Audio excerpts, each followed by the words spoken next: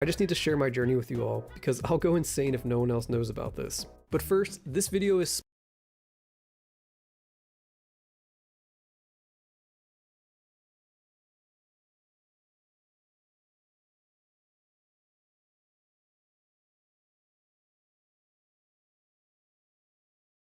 Looking for freelancers? Stop right here. Your talent is waiting for you on Fiverr.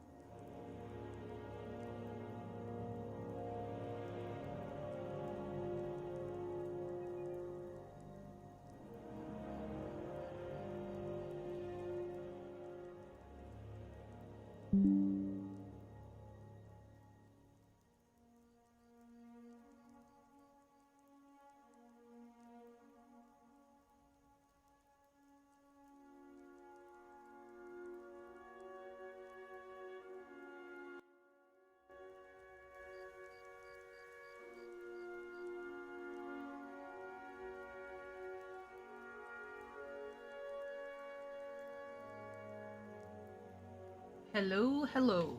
How are my sound levels today?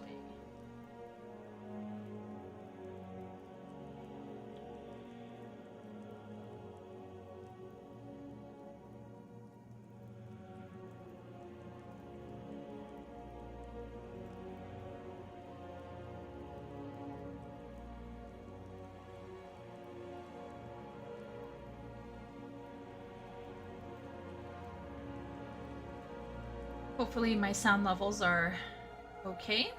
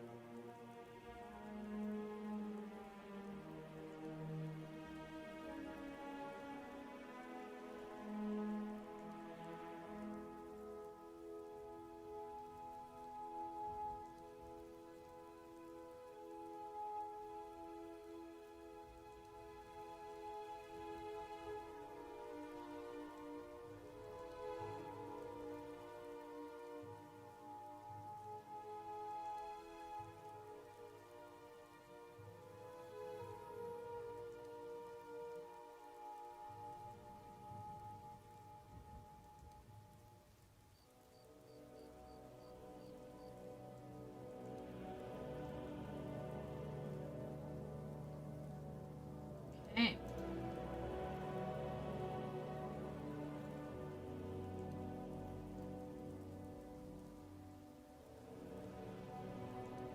Okay, so hopefully I am hearable. Just going to chill for a couple minutes more, and then we're going to get into what is essentially going to be a lecture.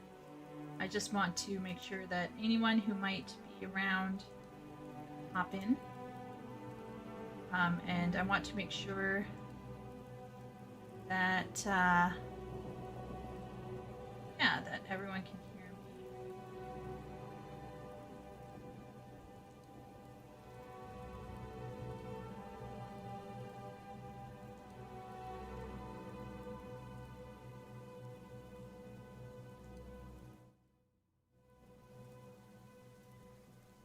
Don't know.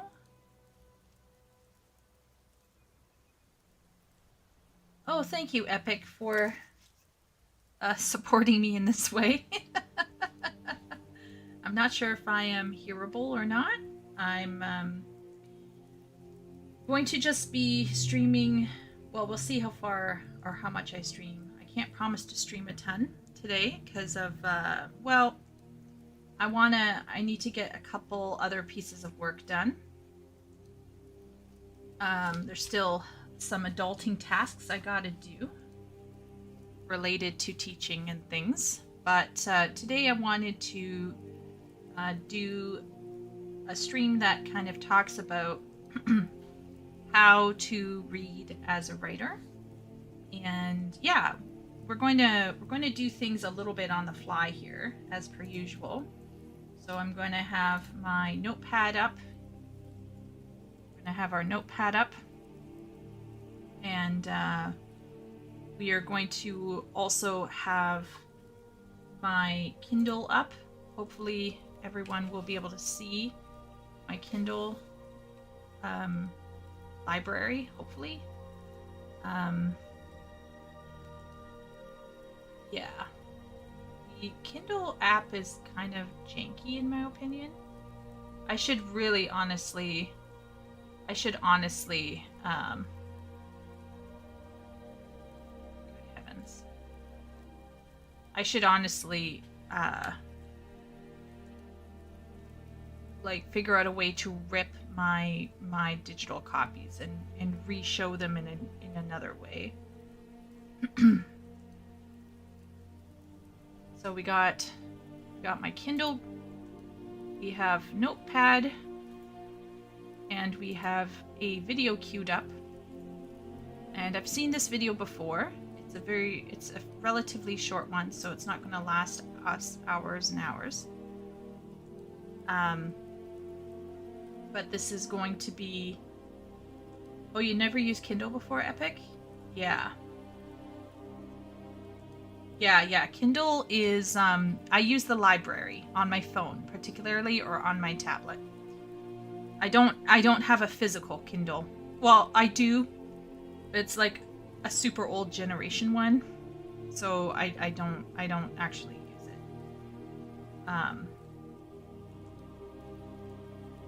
But yeah.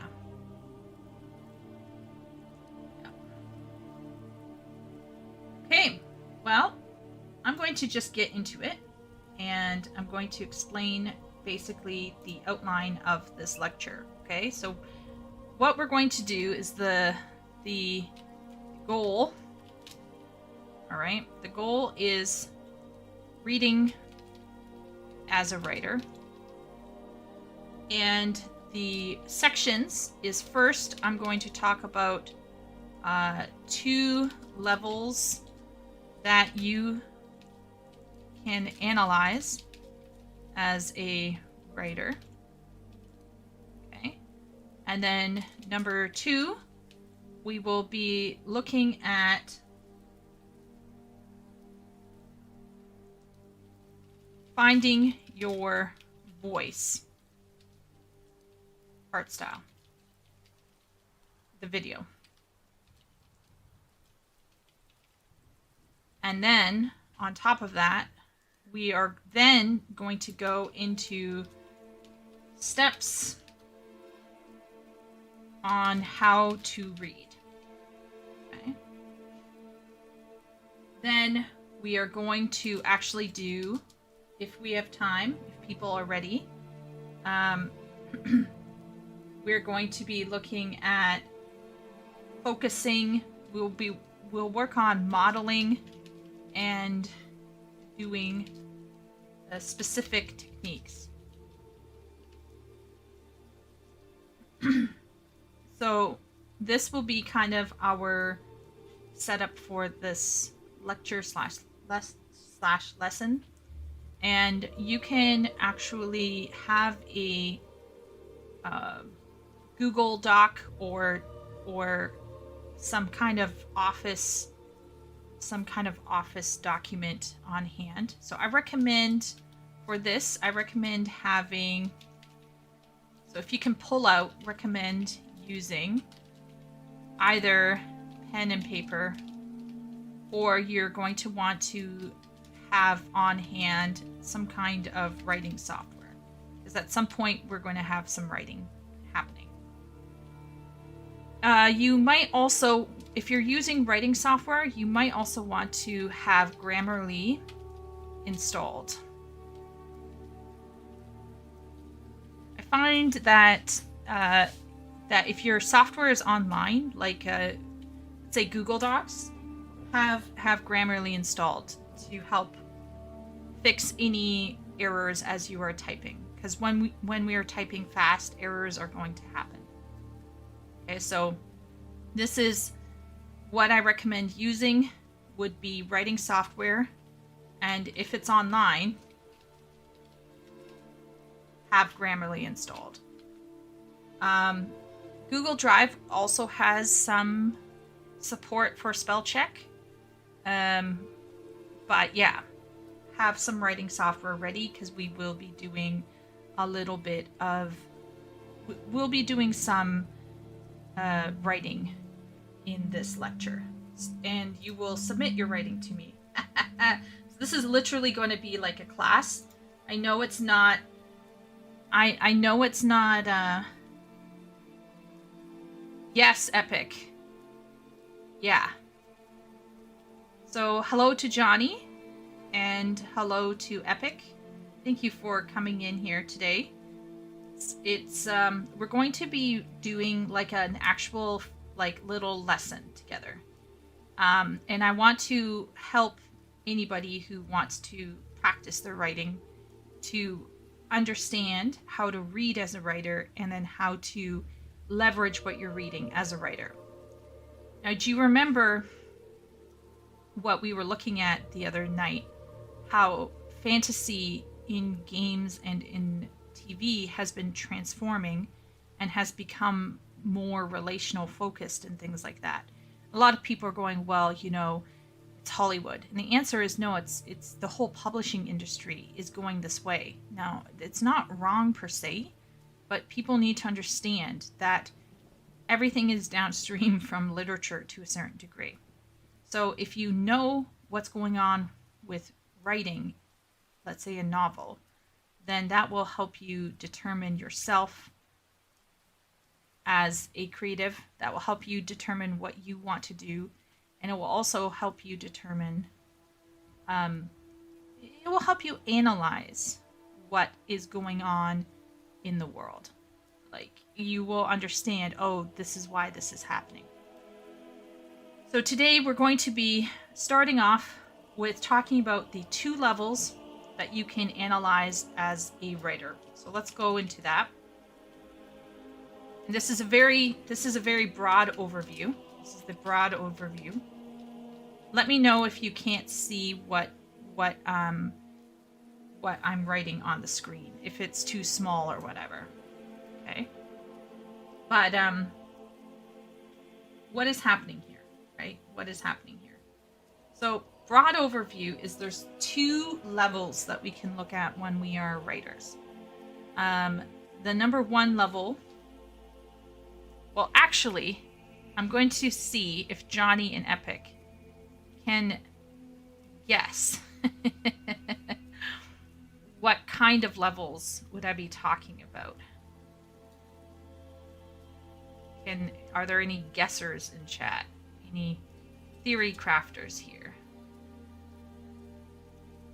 About what kind of levels would I be talking about that are currently existing right now within almost everything that's written? How could we break it down?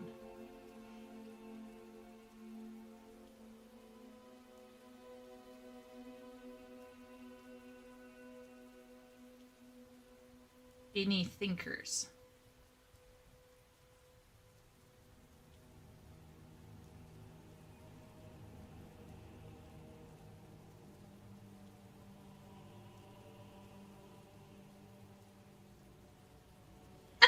Johnny's like, are you crying over there, Johnny? Or is that a thinking face? I'm not sure. Surface level and implied level? Something similar to that. Okay? Something similar. I'm going to call it macro and micro. So let's do macro and micro. So macro deals with things like IP expectations or characteristics, genre expectations, characteristics. My English is already dying. Plot, right? And then basic story elements, and lore / world building. This is the structure of the thing as a whole. There's a 20-second delay between your voice and our chat. Oh, dear me. Is this what we call latency, Epic?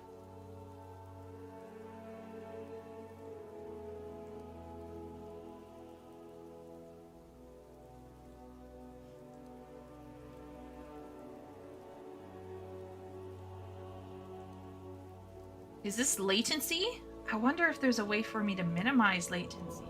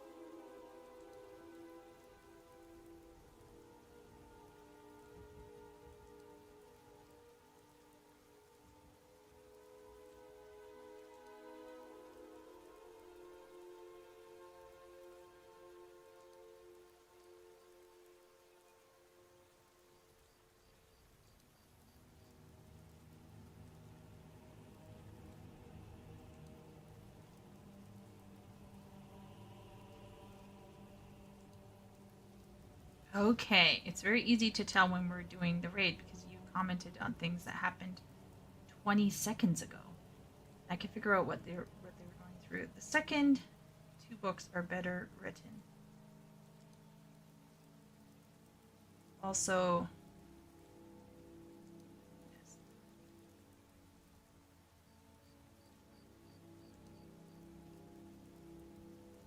I noticed a lot of mistakes in Tolkien's first literature book that I make. Yeah. Two second books are better written.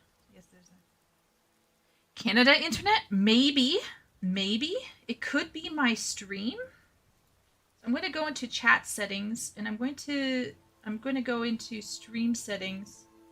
I'm going to see if I can I'm going to see if I can change it. Change. Go live. Stream, create a stream, Click stream settings. Okay. I'm going to see if I can change stream settings while I'm streaming. Probably not, but I'm going to try.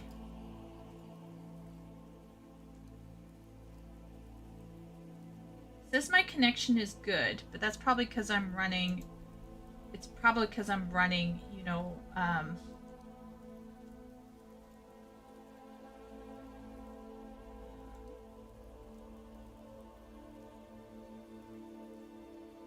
Ooh.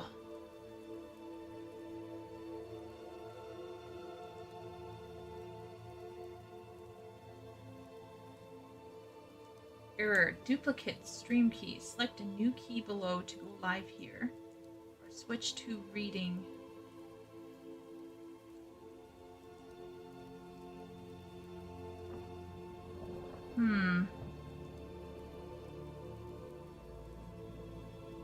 Okay. So what I'm going to do is, I don't know if I can change it, unfortunately. So now I know. Smash.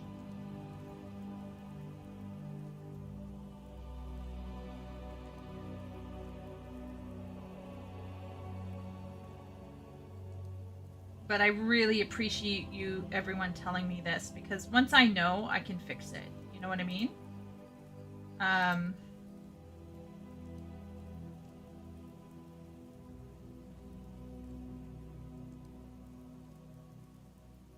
Okay. So here's the thing. I don't think I can fix anything right now. But from now on, I'm going to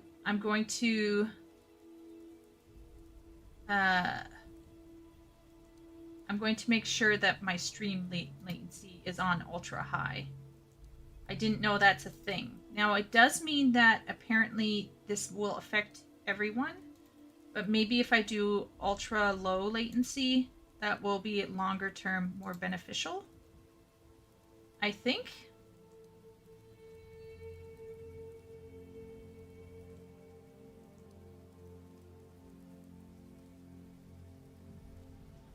So yeah.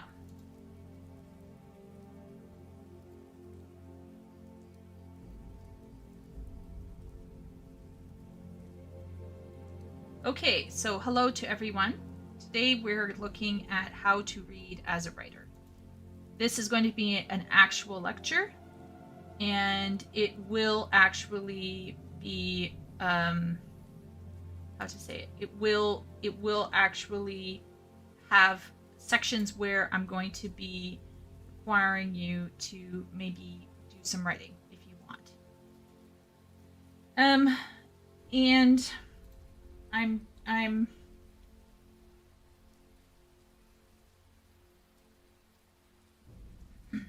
yeah, so basically I'm going to be trying to figure out how to make it so that latency is that it's better. But right now, if I ask a question, I'll have to wait, and then and then I'll wait for everyone to respond, and then there will probably be like a longer silence gap, but that gap is only because I'm waiting for everyone to to here, if that makes sense. So hopefully that works out for everyone while we're doing this. I can't figure out how to switch the low latency. I don't know how to switch it so that the low latency is like lower, if that makes sense.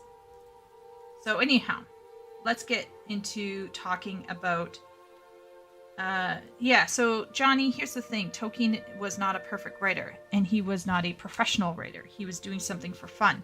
And so you can see that there are some things where he's very stubborn about what he wants to do with the story versus what modern audiences want to do with the story. And I'm actually all for authors pushing and doing what they want, but they have to understand that other people may not appreciate it.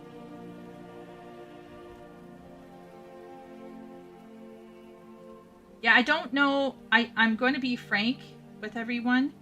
I think once you start like streaming, I don't think you can actually change like the stream. If that makes sense. Like, I think I would have to shut down the stream, start another stream. I just think that's annoying. You know what I mean? I think we'll just get on with it and hope for the best. But in the future, I will try to choose low latency, and hopefully it will be a bit better. Because we're doing a much more reactive channel, and I think it's better if the latency is a bit lower, frankly. So yeah.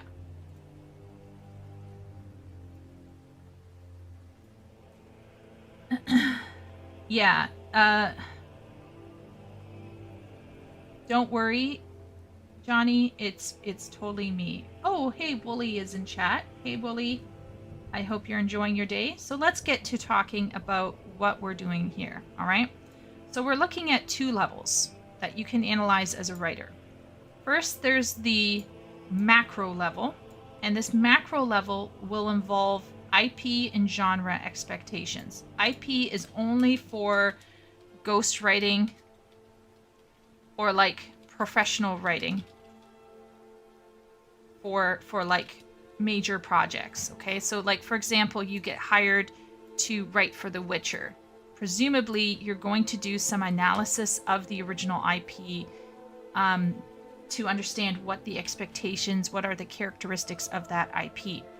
Now, obviously, IP expectations and characteristics have been shat on by a lot of modern day creatives who seem to gallivant in and transform it into something completely different and weird and gross and politically correct.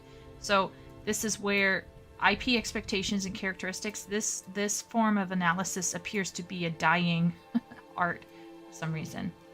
Anyway, genre expectations and characteristics. So before you start blending genres, before you start bending a genre or breaking a genre expectations, you need to understand what those expectations are and what those characteristics for that genre are. So once again, you gotta do your research to know what is within your genre. And some genres will also have what we call subgenres or niches.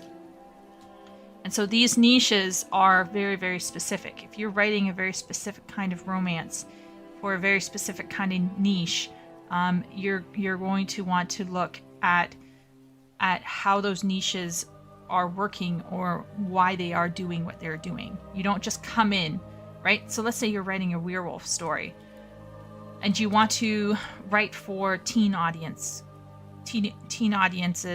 and girls, right? You really need to understand the tropes and the expectations surrounding a werewolf teen audience.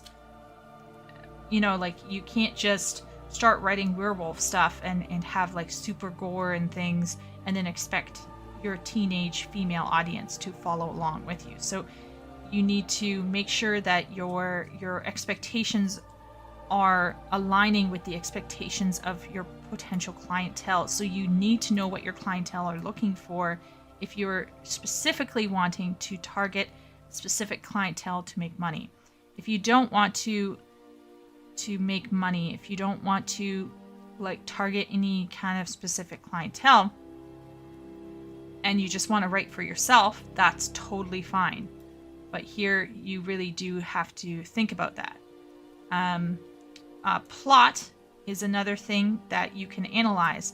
So how does the story happen? And for plot, you want to think about organization, elucidation. So like, how is the plot followed through on? How is it organized? And you might also want to think about the story elements. So character, setting, and the plot itself.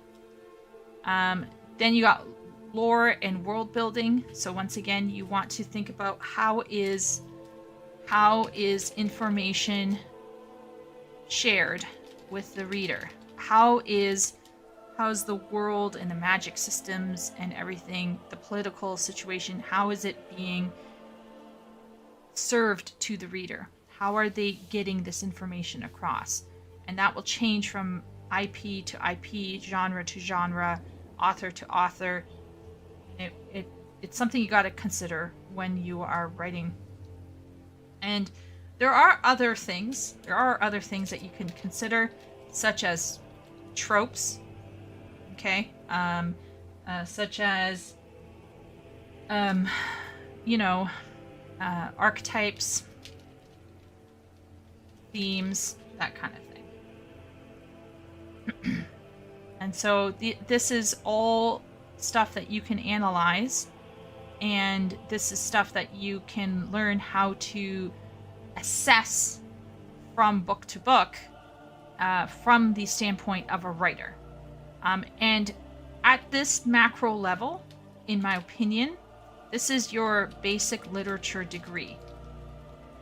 Now, ye old days. Today, literature degrees have become gunked up with culture studies and things like that, which I think muddies the water of what a literature degree should be. But generally speaking, I think a literature degree, like a solid one, a normal one, will give you the skills to be able to analyze tropes, archetypes, themes, story elements, authors, goals, things like that. So this is your basic overview, right? So we could even put in here author's purpose. So if you can analyze the author's purpose and how they achieved it, that can also help you understand how you are going to achieve your own writing. So far, am I making sense to everyone here? Is everyone kind of understanding what macro involves?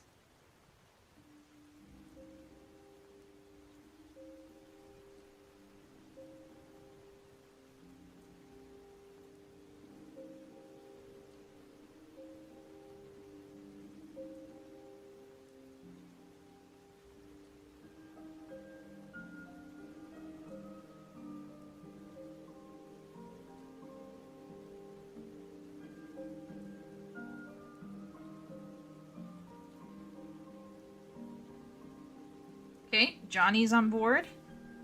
I'm making sense? Okay, good.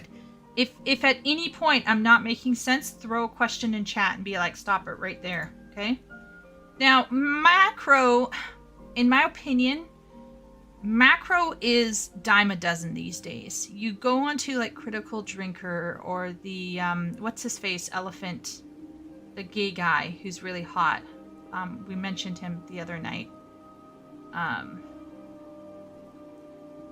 Disparu, Nerdrotic, Mahler, Metatron, all of these people, in my opinion, usually have a fairly good grasp of all of the macro.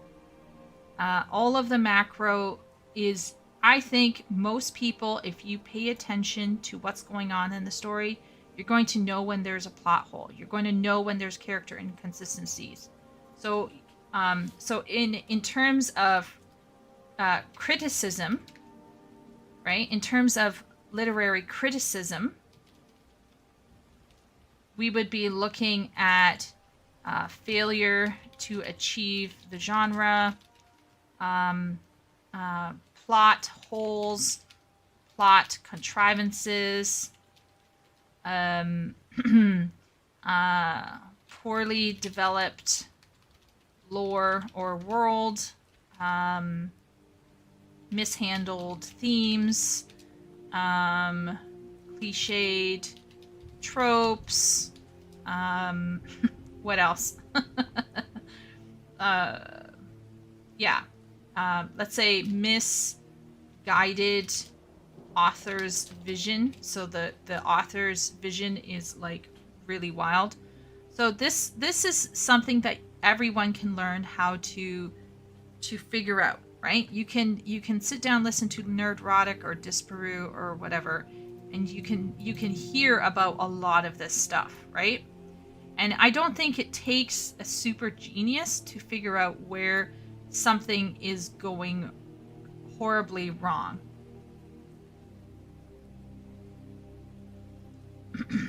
Oh, so this plot here is the same as this plot here.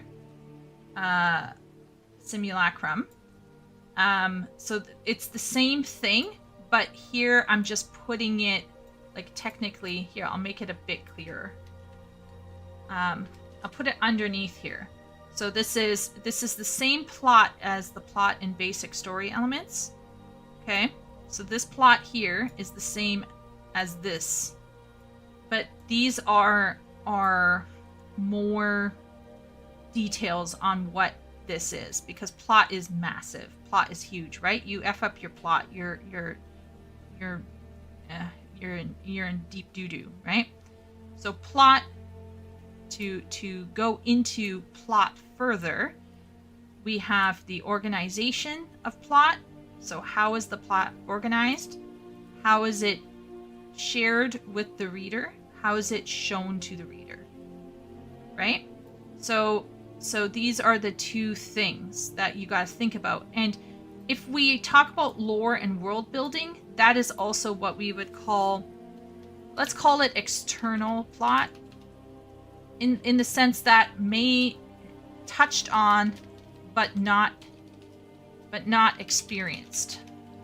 So, like, for example, in Lord of the Rings, there is a lot of external plot going on. It's part of what we call lore. So this is lore, right? So this is like background information that everyone seems to know in this world. And people refer to it, but it's not something that we see firsthand per se. Once again, plot can mean what we actually get in the book versus what's happening around the book within that universe, within that world. But the most important, I think, would be organization and elucidation. So, like, how is the plot being organized and how is it being shown to the reader? But like I said, I think anyone can sit down and really study this. Like, there are ways to go onto YouTube, get a master class, take a very very straightforward, more classical approach to literature. You will learn how to analyze literature and books from this perspective. You will be able to analyze film, TV shows, and video games from this perspective. And in my opinion, if you get a basic literature degree, like in the old days, not now, you would probably learn how to do quite a bit of this. But things being things these days, don't send your money to a woke university. Save those shekels and, support literature experts and analysts that you respect and find helpful. People like myself who might want to make little classes or little I'm sure there's tons of people out on YouTube who will teach you for free or for a very small fee on Patreon, that will teach you how to do these things. And once again, if anyone in chat wants me to talk about macro, I can totally go into macro, okay? But today we're actually going to focus on micro, because we're going to really look at how to actually write. We can sit all day and make up stories in our heads and lie on our beds and have little daydreaming, right? But how do we actually get the pen on the paper? How do we get writing? How is that going to actually happen? And the answer is it won't happen unless we also feel comfortable with the micro level of writing. So this would be more linked to writing degrees. And once again, these days, I wouldn't necessarily shell out for a creative writing degree, right? Like it's very difficult to get into those. You usually have to be, well, let's just say you have to be ready to write what they want to see.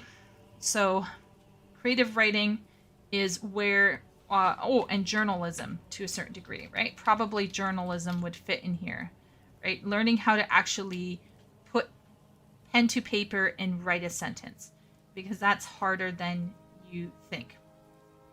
Yes, Epic. Brandon Sanderson's lectures on YouTube. You are correct. That would probably help a lot. Simulacrum. Yeah, I also wonder. I have felt increasingly bitter about my degree, because more and more as I study more and more, I feel like more and more I was scammed. A lot of my professors praised me and thought I was fantastic, and I just came away with a sense of feeling like an imposter. And it wasn't a good feeling. It was not a good feeling. A lot of people feel excited and cheered when they get their degree. I got my honors degree my final 4th year. I had nothing below an A-. I'm pretty sure. I was straight A's in my 4th year. A+ even. I got A+ in some class. That is insanity. I don't think I should have gotten an A+, but I think I got the A+ because everyone else sucked. And now for the rest of my life, I'm going to be like, did I deserve that? It's just whack. It's a situation, shall we say. So let's talk about micro before I start going down some dark spiral. So micro is the act of writing itself. Yeah, Epic. Yeah, imposter syndrome is very common. Do you think so? I think it's really tough when you feel like you listen to smart people. You listen to people like Brandon Sanderson. You listen to people like Neil Gaiman, or people like what's his face? Orson Scott Card. Orson Scott Card.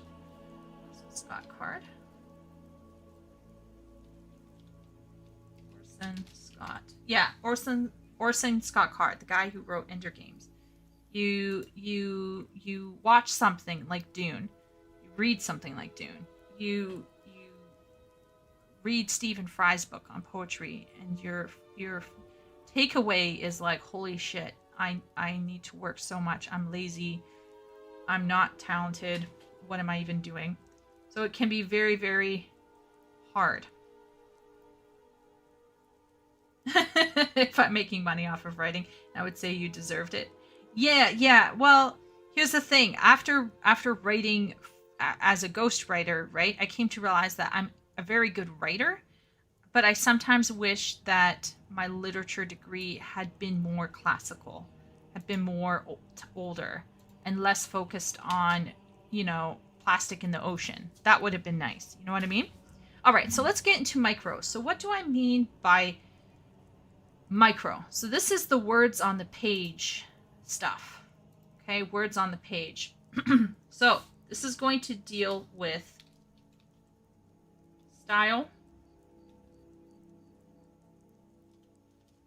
tone. Now, style and tone could technically go up into macro because, so we could put up here style and tone. Okay, so we could put that up here as well. But by style, I mean voice. Writer's voice. Has anyone here heard of the term writer's voice? And does anyone here in chat feel like they have formulated or come into full flower of their writer's voice? Have they fully achieved their writer's voice? Has anyone here heard about this concept and has developed it within themselves?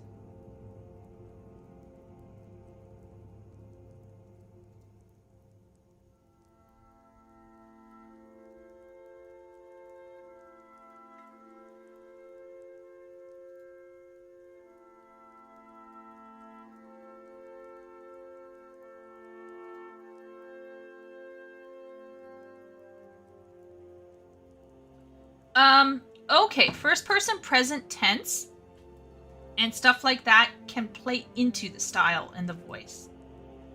Okay, so first person present tense would be where I would put down narrative voice.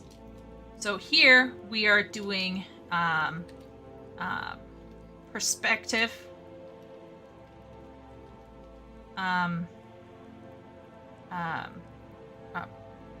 How can I say narrative perspective, and then we could also put in verb tense. And also, besides perspective, there is perspective means two things, right? So narrative perspective means it involves a few things, right? First, it means it's either first, second, or third person. And then you have to think, is it going to be omniscient or limited or unreliable or what?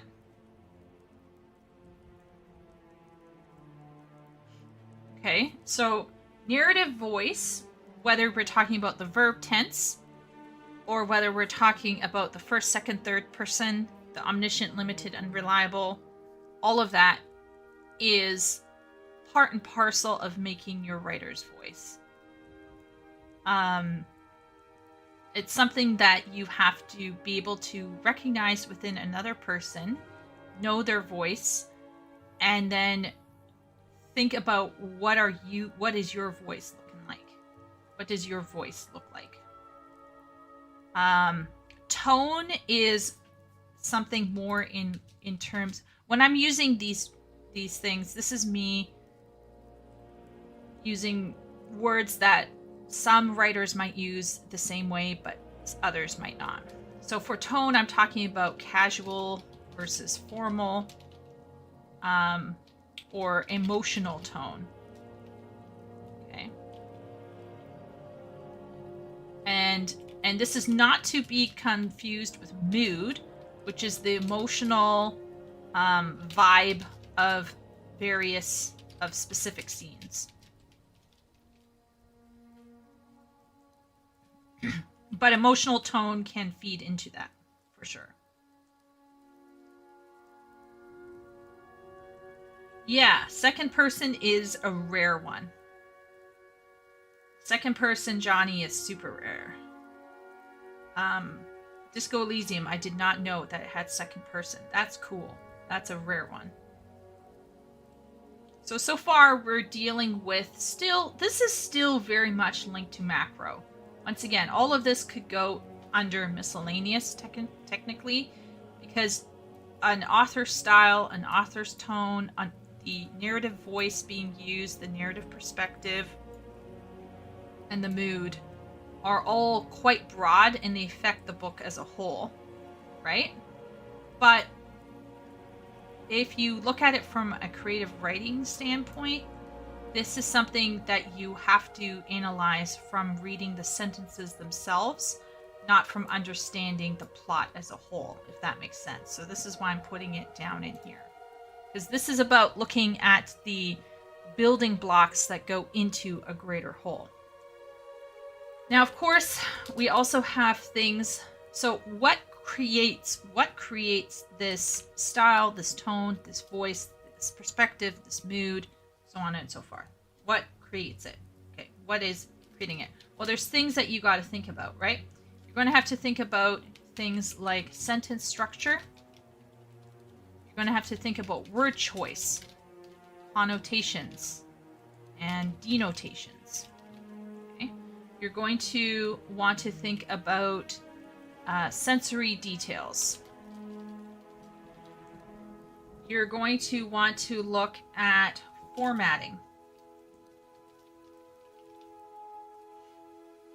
You're going to want to look at, for sentence structure, so let's say sentences, we'll go structure, we'll go length, we'll go variety, right? So then we got word choice, sensory details, formatting.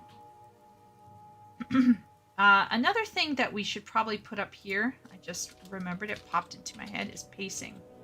Pacing is also kind of huge. Pacing. As, for example, dialogue versus exposition versus action. So pacing is something that you want to look at the book as a whole. How much of time does the author spend having people talk versus telling the reader stuff versus having like more, technically action goes under exposition, but I feel like action's more, well, action-y. So exposition would be, we could even change, we could say exposition, which would be description and action. How about that? Okay, so yeah, pacing is something that you have to think about as a whole. Now, why did I suddenly think about pacing? Well, I thought about pacing because of formatting, particularly paragraph lengths and dialogue.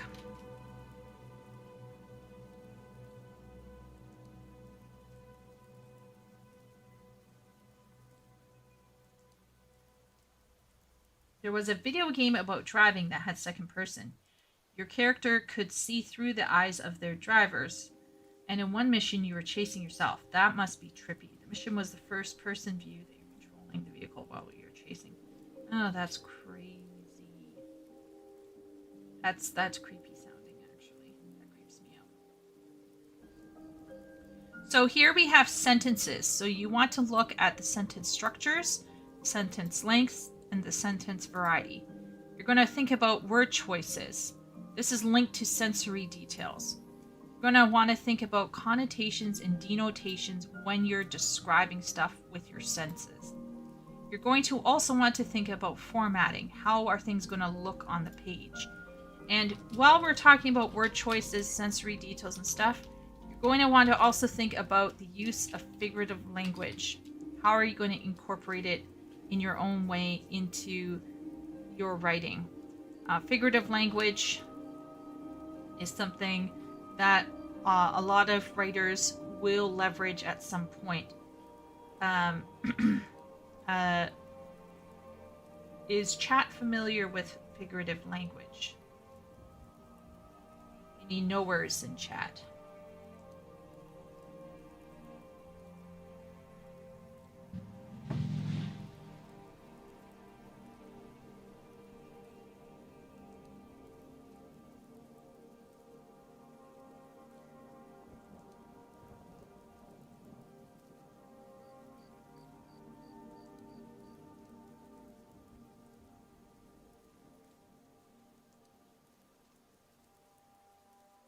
Jacob, I couldn't agree more in terms of the importance of just sitting down and writing. There are a lot of people that get hung up on ideation. Oh, hello, party. Thanks for popping in.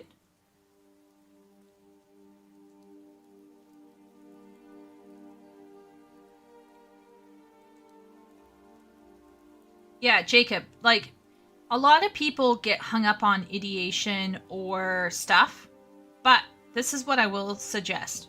That number one, there are people in chat who might not feel confident about their writing. So just picking one thing to work on at a time is sometimes helpful.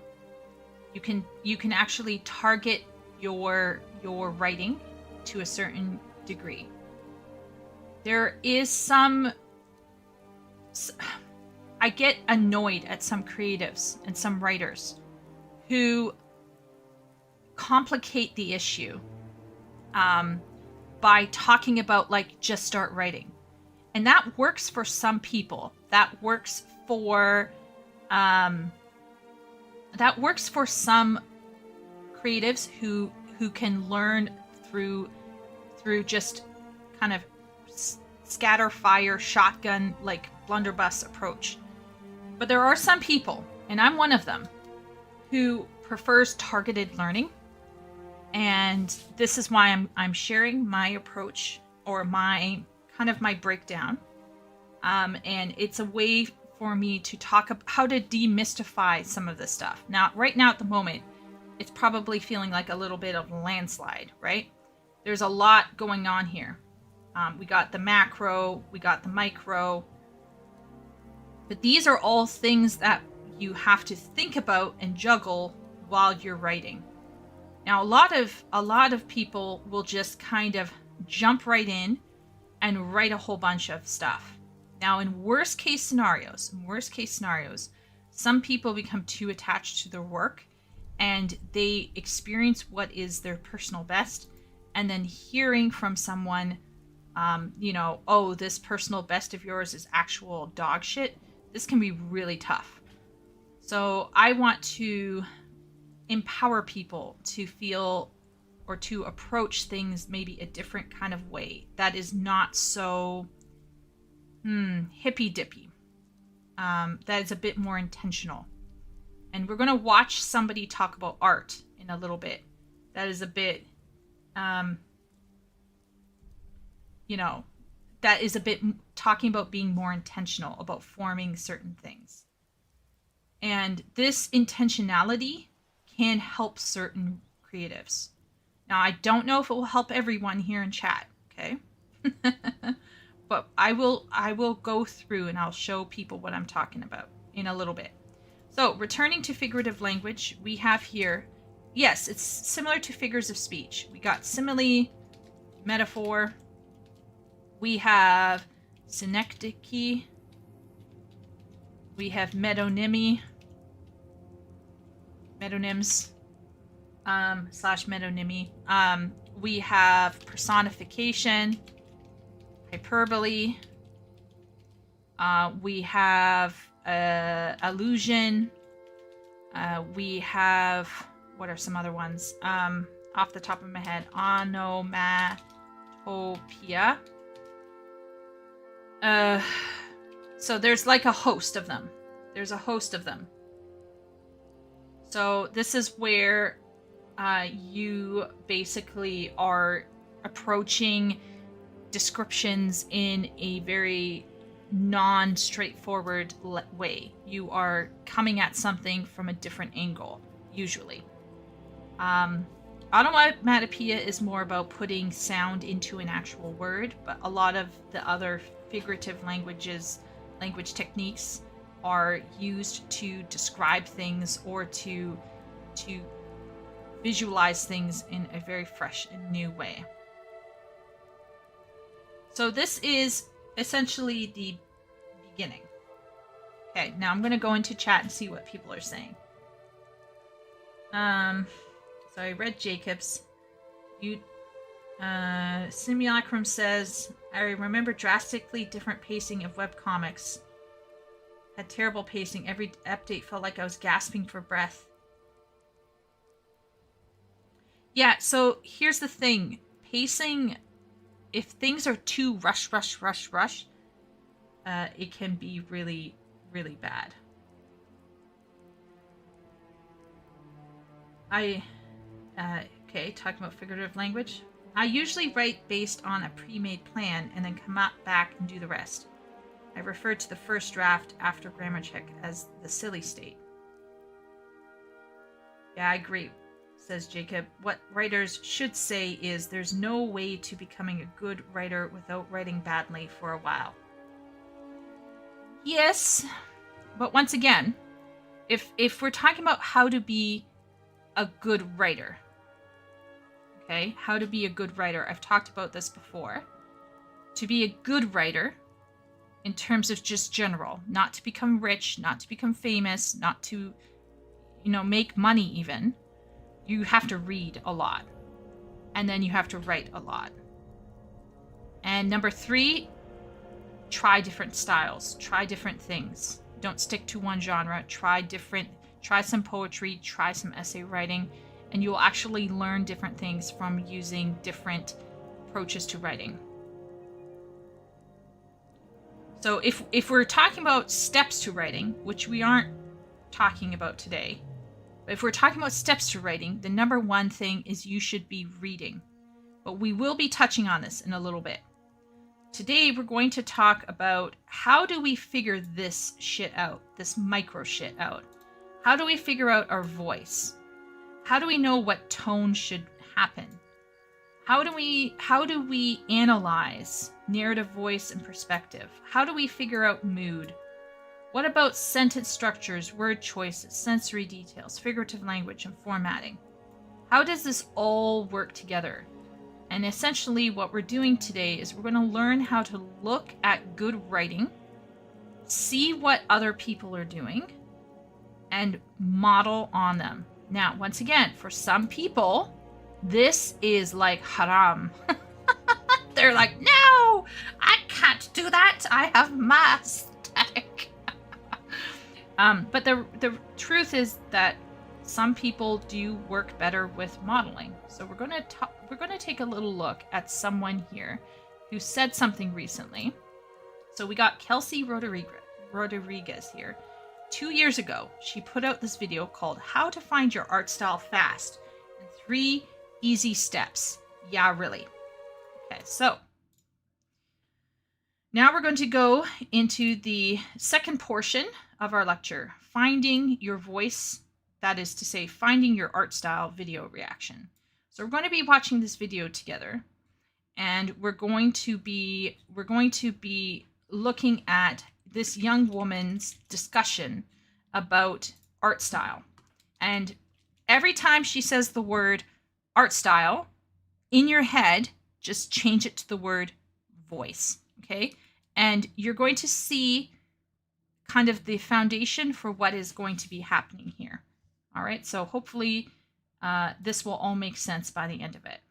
So let's check out Kelsey Rodriguez and hear what she has to tell us about finding your art style fast in 3 easy steps.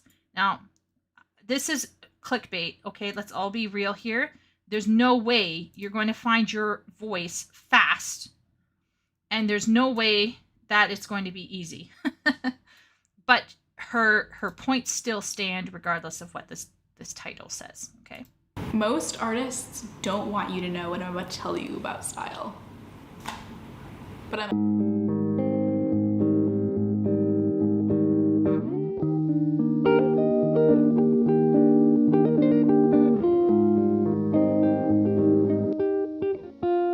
Okay, so how to find your unique writer's voice. what a lot of artists on YouTube never say about style is that there is a way to deliberately construct it. You can manufacture your style. You can teach yourself to paint the way you have always dreamt of. And okay, so I'm just going to repeat this in my own words. A lot of writers will tell you that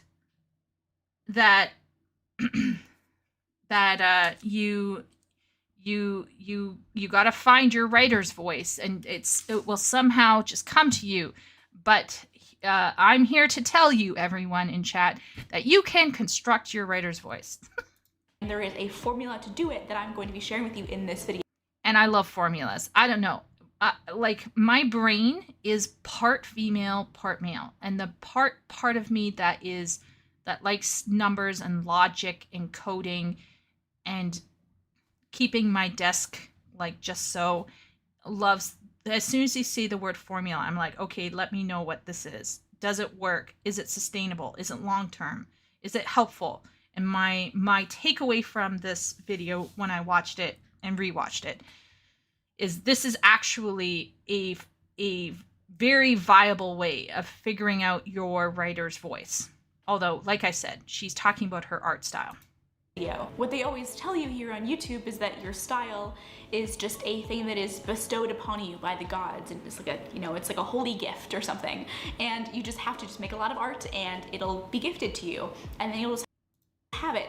But that's not really how it works. Your style is the product of thousands of tiny little decisions that you make over the course of your art journey, and that's just the way that it is.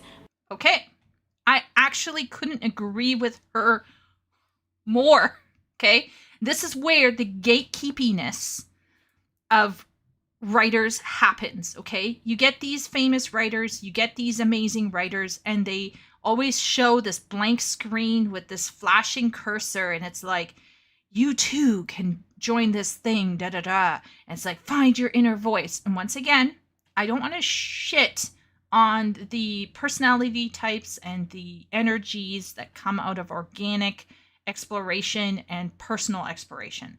I don't want to devalue those avenues or approaches to writing. What I'm here to say is that if anyone in chat is feeling overwhelmed or is feeling like, I don't know if I'm, if am I do I have do I have what it takes? And my answer is yes, you do, but your process may be not as organic as some people are talking about. So don't feel terrible if you're approaching it with a more intentional. So I'm using the word intentional because I don't want people to think that this is like a formula per se, even though I love the word formula. This is about being intentional about what you put in your brain. And do you know how I know that this works? Do you know how I know this works? I know this works because I've ghostwritten successfully for the past 3 years, to the point where the administration for my platform have asked me to allow my name to be shortlisted. Okay. Once again, I'm not saying I'm a perfect writer. I'm not saying I have it all figured out. Okay. But when it comes to sitting down and figuring out what you want to write and get there, there are ways to intentionally guide yourself into the direction that you want to go. You are not at the, what's it called? Now I'm getting too excited and my brains are like, ah, you're not at like the whims of the gods here. Okay. And you don't have to spend hours and hours and hours and hours of just writing aimlessly and not really understanding what you're doing. Like there are ways to intentionally write in a manner that helps you discipline yourself.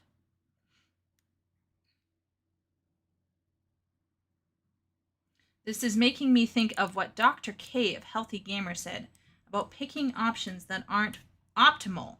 Well, for the purpose of freedom from logic binding every actions. Your good brains are fighting your bad brains. Oh no, Party is reminding me. So when I was a kid, my parents would be like, what is wrong with you? Because I was like failing at school and stuff. And I'd be like, my good brains are fighting my bad brains. So there are some writers out there who are what I call gardeners. And they,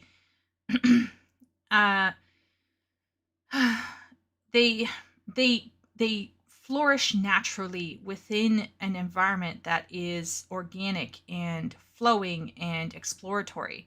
But there are people out there who are architects who will flourish by guiding themselves intentionally toward a goal.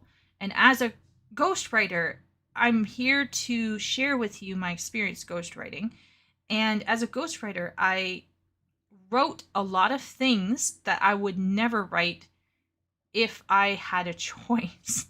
And it's not about the topic. I'm not talking about the topic. I'm talking about the style, the tone, the genre, the IP, whatever that was at play. And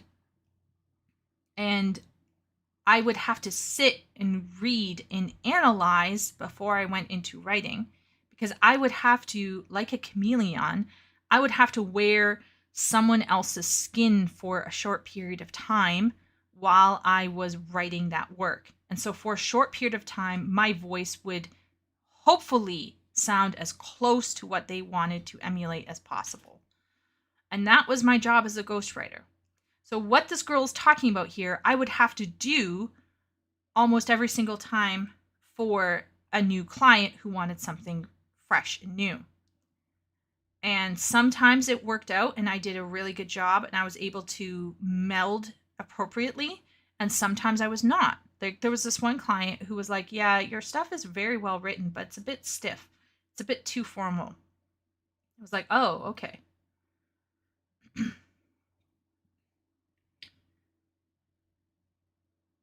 Picking options that aren't optimal. Okay. Party, as the Stoics once said, Johnny says, choose wisely what you allow in your mind, as these will become your thoughts. Yes, exactly. I tend to be able to empathize with people who are able to eventually mimic other authors' minds. Yeah, so you don't want to be copy pasta, but what you want to do is you want to learn from the best. And you want to put into your mind the best that you can offer, that you can get, and then so that you can put out the best that you can offer. So let's keep going. So it's not going to just come to us from the gods. It's not just going to be bestowed.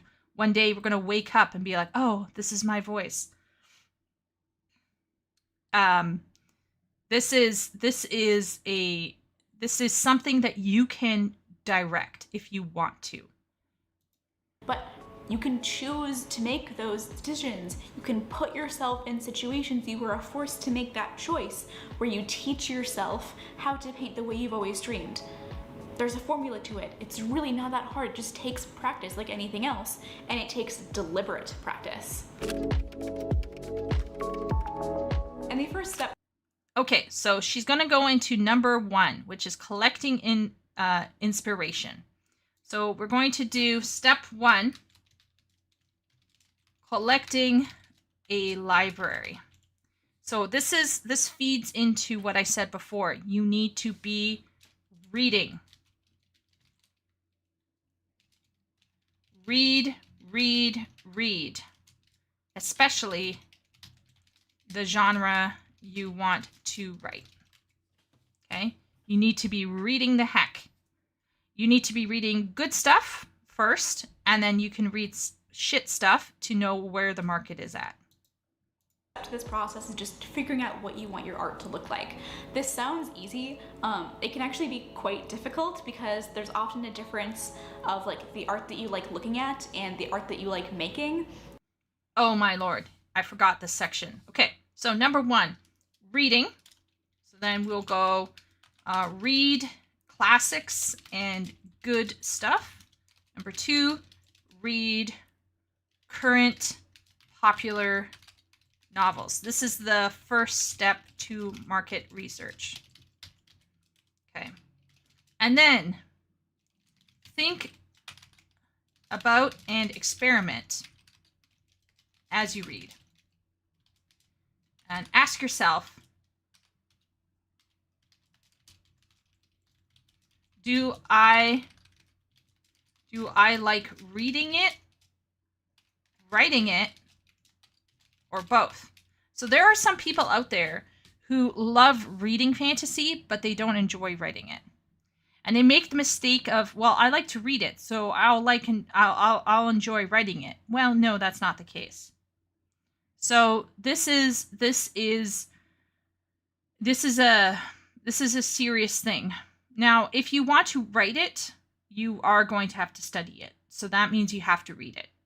So generally, I would say if you like reading it, there's a higher percentage chance that you'll write it well.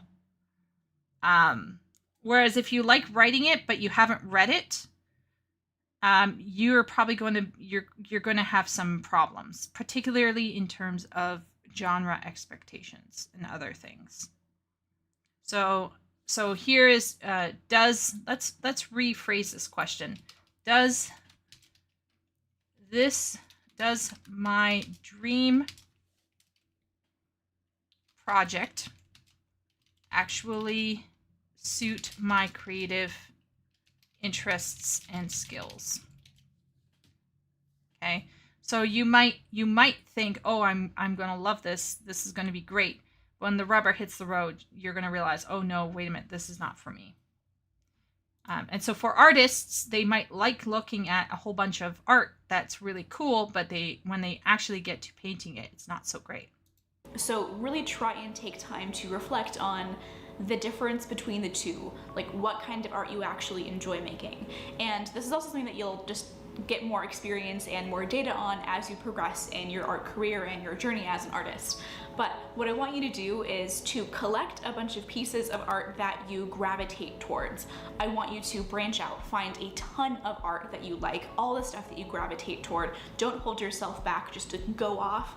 Don't try to stick yourself into a box when it comes to subject matter or medium or style.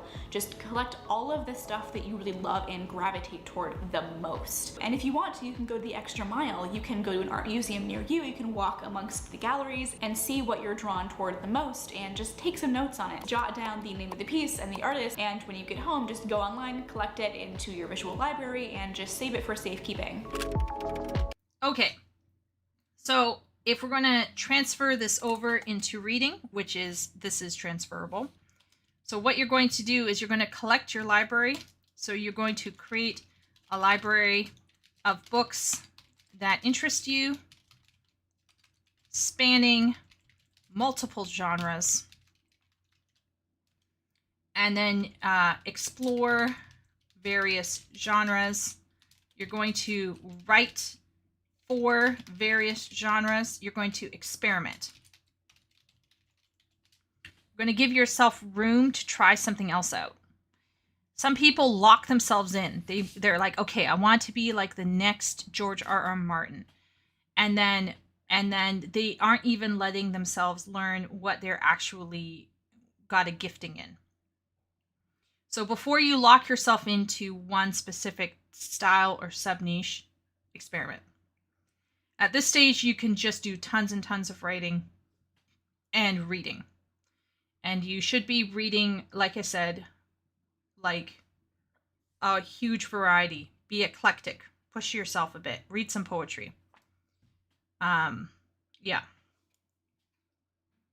That's step one. You're going to collect your library, and you're going to collecting a library and experimenting. At this stage, it's all about experimentation, collecting ideas and things that interest you, and then experimenting. Okay, next up. And once you've collected all of this stuff, I want you to take the time and figure out what connects it all together. What is the through line that you could draw between all of these pieces? One way to think about it is if you were a curator of a gallery and you had selected all of these pieces to be displayed in one exhibition, what would you title that exhibition? What would it be called? What would the theme of it be? How would you describe it in marketing materials? Like all of that kind of stuff. Okay, we need to break this down. This is getting hot and heavy. Okay, so first thing is we'll say explore connections. So analyze the through line of your top 10 to 20 choices. So for example, ask yourself, if I was marooned on a desert island, what would I bring?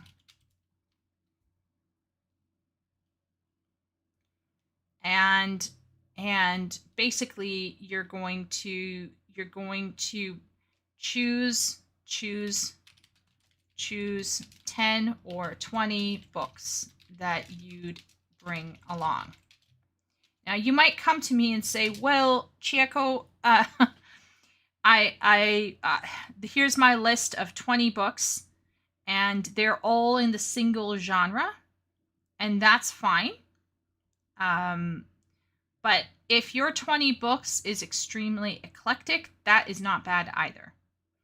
So, for example, if we were thinking about it, like if I was thinking about it, I would start thinking, well, I like me some nonfiction, so I'd probably bring a Graham Hancock. I love me some sci-fi, so I'd bring Neuromancer by William Gibson. I like Jared Tolkien, so I'd bring Lord of the Rings. I like Star Wars, Starfighters of Adamar. I'd bring that along. I like House of Nicolo. That's a historical fiction. I'd bring that along, right? So there are certain books that I would bring along, and I could break them down, and I would think to myself, what about them is so interesting to me or fascinating to me, and from that I will be able to understand what I am drawn to. So, is this making sense so far? Does anyone have any questions at this point?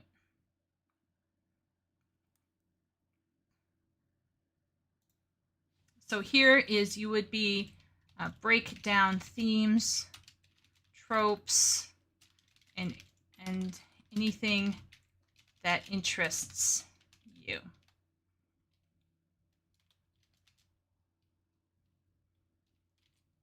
Take into consideration market interest.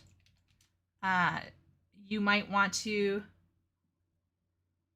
will this live stream be on your channel? As long as I don't accidentally dox myself, Christiana, yes, it will be. It will be available. And hello, Christiana. I don't think I've heard from you before, but absolutely, this will be free for viewing on my channel. As long as I don't accidentally dox myself. Last night, I kind of did slightly, or like very close in danger. So I had to private the thing, and I'm trying to figure out how I'm going to save myself from being doxxed. No problem, Christiana. I'm glad to help. Sometimes, like, we get big. Oh, you're new. Oh, that's great. Well, welcome to my little channel here. I'm a ghostwriter / ESL teacher / I've done writing for myself, but I'm very interested in writing and helping other people enjoy writing. And one of the things that really bothers me is that a lot of writers talk about writing like it's this thing that comes down from the heavens and it's endowed on you over time, and you just got to flail around in the water and hope that you will somehow figure it out. And I think that is sometimes not helpful and very overwhelming. How many people here have heard game devs saying, well, we worked very hard? And the answer to me, like for me, is yes, you probably did work very hard, but you worked about as hard as my one sister. So I had this one sister who was trying to learn how to swim. And she would flail her arms and she would kick her legs, and her face would go super red, and she would just start sinking on the spot. Now, was she putting all of her might and main into this? Was she putting all of her, might and main into her swimming? Absolutely. She was giving 110%. Was she going anywhere? Was she even floating? And the answer is no. And this happens to game devs as well. You have a lot of game devs coming out these past. Has anyone noticed? A lot of game devs have come out and been like, well, the product was shit, but things were really hard. And the answer is yes. I bet it was. I bet we have no idea how crazy things were behind the scenes. But just because you put all of this effort into it doesn't mean that the output was worth our money. And so this is where I'm saying quality over quantity. Like, what if I could tell you that you could write a lot, but also write in a way that would maximize your time?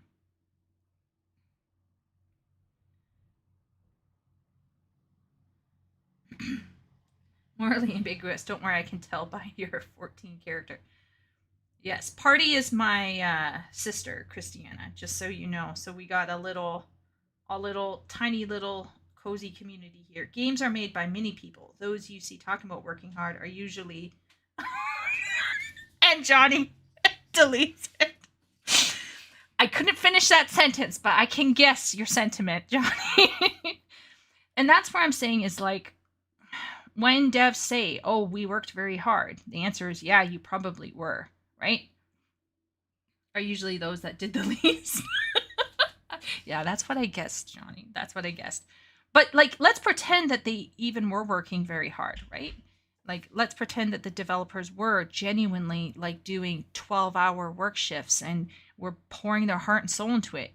If the direction and the focus is not proper, if the vision isn't on the right, if there's any kind of corporate interference in with the vision or reconfigure, like the story of Anthem comes to mind, where you had people restarting over and over again because the vision kept getting shifted. And so this is where I'm saying is, you could be working a lot and working very hard, but you got to work hard, but also work smart. Hey, oh, another new person in here, John Manoli. Hello, John. So we got Christiana in here. We've got some new people in here. Not sure how or where these new people are coming from, but welcome in. Is Party the one that can't swim? No, Party, let's just say Party is a water baby. She is a literal water baby. People that work hard are almost dead and don't have energy to brag. We know our worth. We don't need a brag. Way to go, Johnny. That is like Chad energy there. Yeah, and so once again, I'm here to tell you, working hard, writing a lot is crucial. Reading a lot is crucial. But what if I told you that in the process of reading a lot and writing a lot, you could, I don't know, be more intentional and maximize your work in an intelligent kind of way? Oh, you're a friend of Chris. That's cool. Awesome. Well, thank you, Chris, for sharing. So this live stream will be available after for free. You can you can definitely, oh yeah, and join us on Discord. Hopefully that link will work. Sometimes our links don't work. We have a writer-specific group of channels. So if you aren't interested in reading or gaming or whatever, you can just hang out in the writer channels. Yeah. So here we got step 2, exploring connections. So you're going to want to grab all of your top 20 choices, let's say, and you're going to break down the themes, the tropes, and anything that interests you. You're going to take into consideration market interest. Okay?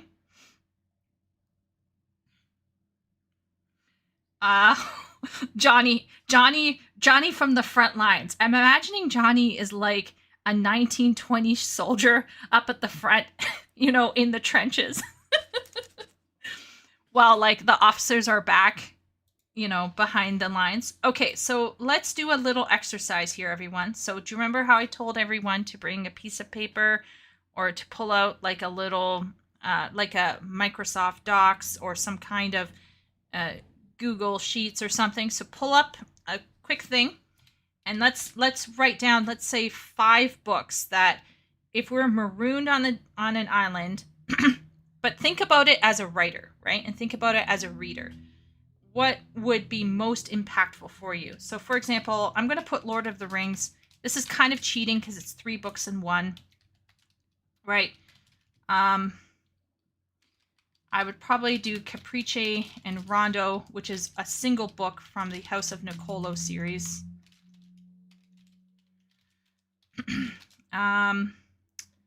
Probably Starfighters of Adumar. Alston, which is a Star Wars. What else? Choosing books is like choosing your children. I don't have children, but I'm imagining here, okay? Trying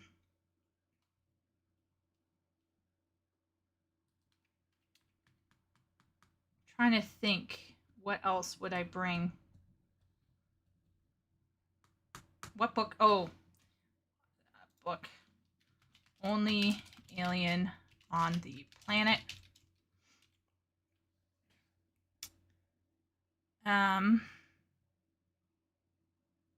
What is a book that I always have, I feel has reread value? I could do a classic. I'm trying to think of one of my favorite classics. Probably a volume of Gerard Manley Hopkins poetry. And then I'm going to add in here as well, another book that I really love is The Horse and His Boy by Lewis. I like Ogden Nash, which is a poet. Neuromancer. This is Gibson.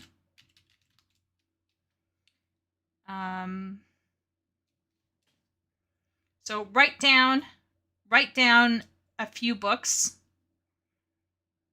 Write down as many books as you can in a short period of time as you can. And just think about them overall. And let's see if we can find out some through lines from these books. So what through lines can we get from the books that we've chosen?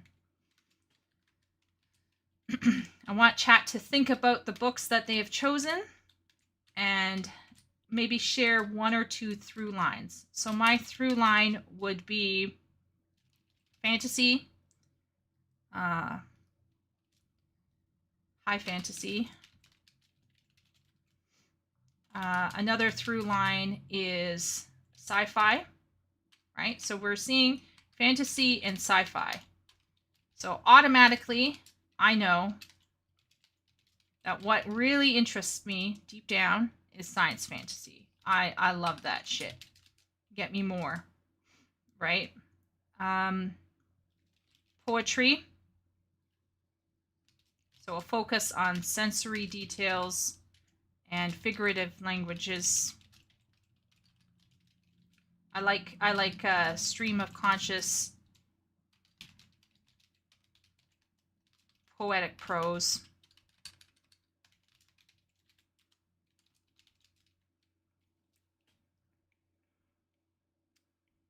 Right?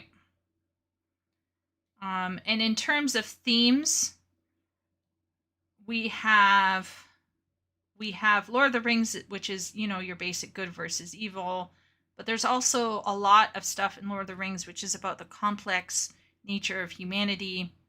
Caprice and Rondo, more complex nature of humanity. Starfighters of Adamar with that one general, and Wedge Antilles and his his relational issues with girls and women, and getting with Ayala. He gets with Ayala in Starfighters of Adamar. Spoiler. So only Alien on the Planet is a complete mind. That one is so sad. People who like sci-fi don't buy that book. That's a purely coming of age contemporary drama. So I'm going to put in here Unheimlich, which is called The Inner Dark or The Secret. So I'm very interested in that which is hidden. The unknown. I like concepts where you think something is happening, but something else is happening. Oh, Christina. Okay, well, have a nice day. I hope things go well. And yeah, you should see the stream in a bit. 3 days before my exam. This might be useful. Oh, Mysterious Stranger. Maze Runners. Oh. Mysterious stranger. We got a new person in here. Well, I hope this might help a little bit. I'm not sure. Deserted Island Survival Guide plus 3 1,000-page fantasy books. So little experience reading simulacrum. The good news about reading is you can get started right away. One of the things you can do is go to Gutenberg, which is a free reading site for classics. So if you want to read some classics, get thee to Gutenberg, gutenberg.org. Okay, so if you want an easy peasy access to free stuff, Project Gutenberg is where you want to go, and you can get free ebooks. Now the formatting is hit and miss. Okay, let's all be real here. It's all hit and miss, but you can search and browse like anything. So here are bookshelves, for example. Oh wow, there's a Canada bookshelf. I don't even want to click on that. That's probably really scary. Okay, so let's click on classics here, okay? And so then we could do classical antiquity. Oh, look at that. We can read the Iliad. Let's click on the Iliad. And there's an option to read it online if you want. Sing, O goddess, the anger of Achilles, son of Peleus, that brought countless ills upon the Achaeans. Hey, John Manoli. So what we are doing is actually looking at how to read as writers. Okay, so how to read stuff as writers with the goal of becoming a writer. And this writer that I noted here can apply to academic writing, and it can apply to creative writing. But all of the examples that we're giving today are going to be novel related. However, you can literally take everything that I wrote here. This is highly customizable approach, okay? So this is a universal, customizable approach to become a better writer. And one of the keys to becoming a better writer is finding your voice. And this specifically is for novels, okay? When you're writing for academic purposes, your voice is going to be formal. So how do you create a formal voice? Well, you're still going to want to read a lot of formal writing, and then you're going to want to, of course, when you're preparing for, like, let's say you're preparing for a specific course or whatever. Let's say your professor is like, oh, I want you to choose. So in my fourth year Gothic literature class, we were able to choose the topic that we wanted to write on from the syllabus. So we had to choose one of the writers that were covered in the syllabus. So I looked at the syllabus. That was my connections. That was all I could work with. And from there, I analyzed what interested me most. So in the syllabus was, ta-da, Gerard Manley Hopkins poetry, which I love. So I wrote papers on Gerard Manley Hopkins and Samuel Taylor Coleridge because I just love that kind of stuff. So what we're talking about right now suits specifically novels, but technically, if you sit down and break it down further, I think you can definitely make this work for your academic writing. So back to Simulacrum's statement about little experience reading. If you want to be a good writer, you have to read a lot. And the first place you can go will be to Project Gutenberg. Another place you'll want to go will be to some place like Amazon. And on Amazon, you can have your Amazon Kindle. Okay, so this is my Kindle here. And your library will have it will just let you read it on your computer or on the web or on an app. And so you could read on the go, which is always good. And one thing I like about Amazon is that they have an Amazon Unlimited where you can read a variety of books for free. So you just sign up for a month and go hog wild for a month. Yeah. So John Maloney says, I've never read any of those books on the list. I would like to write historical novels based on my home region. Oh, that's amazing. I love historical fiction. So the historical fiction book on here is Caprice in Rondo, which is from the House of Nicolo series, which is based in Europe. I don't know what region you're from, but there are so many strong, really good historical fiction writers out there. Make a collection of them, and then did you have to write short paragraphs for Kindle? Do you have to write short paragraphs for Kindle? It depends on your genre, Johnny. It depends on your genre. So, for example, if you're writing romances, for example, you don't want to go over 4 to 5 sentences per paragraph. Whereas if you're writing hard fantasy or elevated fantasy, you can go for a bit longer. I'm from the Balkans. Okay. That's cool. That's really cool. Okay. Yeah, John, here's my recommendation. So let's quickly do a recap here, okay? So how do you find so there's 2 things you can do to read. So remember, how can we be a good writer? We be a good writer by reading. How can we read as a writer? You read first, you learn how to read the macro level, and second, you learn how to read on a micro level. Today, we're looking at the micro level. The first step is figuring out your voice. So first, you need to collect all of the historical fiction novels out there that are good. Then you need to experiment as you are reading and write and find out, does my dream project actually suit my creative interests and skills? Because sometimes your skills or your interests aren't matching at the right time.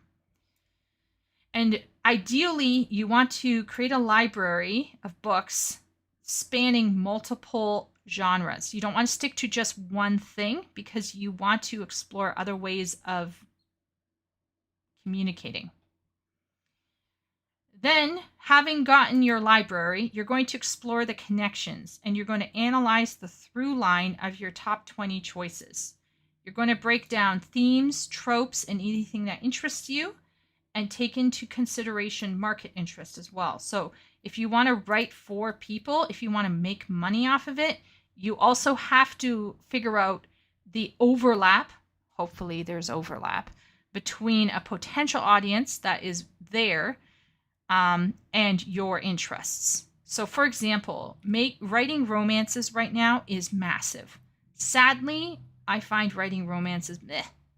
So is there any way that I can create an overlap where my interests can touch on that extremely lucrative trade? That is a question you have to ask yourself as a creative. And I recommend watching some of my videos where I talk about the realities of living as a writer or ghostwriter. It's not easy. So here I have my little list. And here I'm talking about the fact that I love fantasy and sci-fi. So my real love is science fantasy. I like poetic styles and approaches. In terms of themes, I'm very interested in that which is hidden, unheimlich, Heimlich versus unheimlich, or the disturbing, right? So I'm also interested in the hidden supernatural, okay? And consciousness, AI, transhumanism, and so on. So I want everyone to think about this. So has chat come up with any through lines for their own interests or their own writing? Has chat got any? Johnny says, I wrote a romance chapter at my work and I made it funny as well. Yeah, so Johnny, if you're finding out that comedy is something that you enjoy writing, you need to just lean into like comedy, dark comedy, black comedy. Okay, Epic says 3 books, Dragonlance Chronicles trilogy. I love 50 Shades, says Party. Party needs to. Fantasy, mystery, psychological aspects. Interesting. Okay. Okay. Fantasy and mystery. I love that kind of. Honestly, Epic, I've read some really good fantasy mystery stuff, and I could get into that.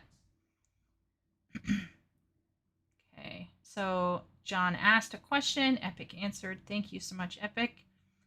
I'm from the Balkans, says John. I hope to go to uni this year finally. I wonder if I should go for English and German language and literature or history uni. I'm quite undecided, but I guess neither is wrong. Neither is wrong for writing. I'm going to be frank. All right. So up here, you may notice that I wrote how to learn how to do this. So you could technically go get a literature degree, but that is only going to teach you about macro stuff. My literature degree taught me nothing on how to be a good writer. But maybe that's Canada. Maybe the Balkans aren't like a cesspool of whatever, okay? Canada is as about unhelpful as it can get in terms of teaching you how to write. Particularly if you take a literature degree. Literature degree is not going to get you there. A creative writing degree would teach you how to write, but it would come at it from a very modern perspective, and I would put a lot of question marks about that. You might get scammed. So honestly, you might be just better off learning how to write from personal, individualized classes that you can research online, right? So master classes or videos from YouTube people talking or reading certain books that other authors have written. It might be better to not go to university for literature or creative writing and just learn how to do that on your own. History might be a better option, but I can't tell you how to make choices for your life. Only you can figure that out. But if you were in Canada, I would tell you to stay as far away from going for a literature degree.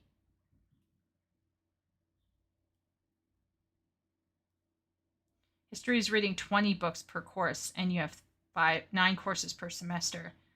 Also, the books are gigantic. Yeah, so here's the deal. Okay, history is probably one. There were people who were doing a double major in history and English, and I always thought they were insane. I was like, nah.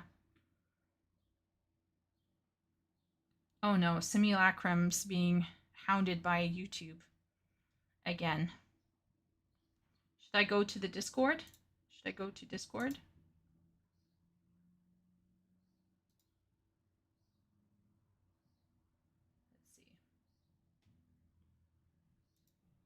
Let's see. Oh, we got some new folks in here. Oh, welcome.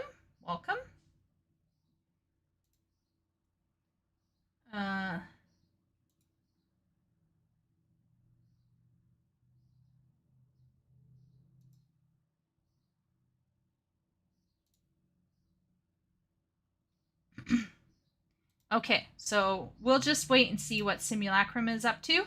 Until then, we will continue watching, and we will continue. So step 2, explore connections. It's really important to sit down and think about what stuff do you want to write about.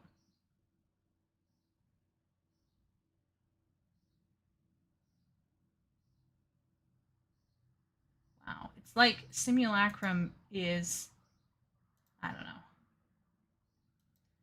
Okay, so we'll keep going, and Simulacrum can reach out, I presume.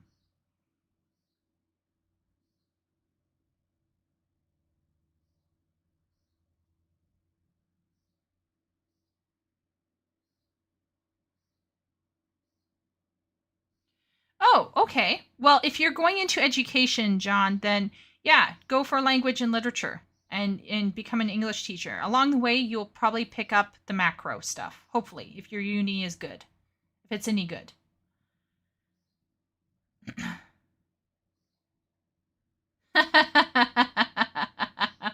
Yeah, so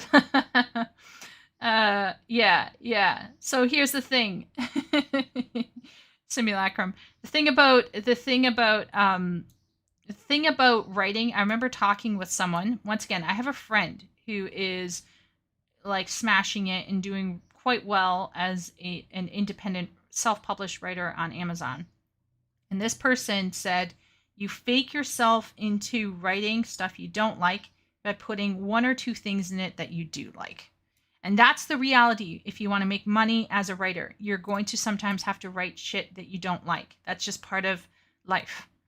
And that's another problem that I have is a lot of people right now are running about being passionate about your work and things. And I do think believing in your work is always a cherry on top.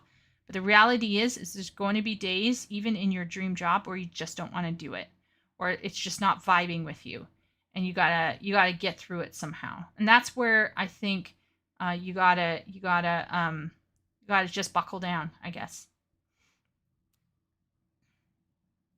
And so, like, let's say I know that it's important. Let's say I know that I can make money writing romance, but I hate writing romance. So what I'm going to do is to swallow the pill of romance. I'm going to write fantasy. I'm going to add to that romantasy list that is just so crazy and huge and sad. Okay, so we got step 2. Let's find out what else Kelsey has to tell us. Draw between all of these pieces. One way to think about it is if you were a curator of a gallery and you had selected all of these pieces to be displayed in one exhibition, what would you title that exhibition? What would it be called? What would the theme of it be? How would you describe it in marketing materials? Like all of that kind of stuff. Just really take your time and figure out what's actually drawing you to these works of art. Okay, so let's say thought experiment.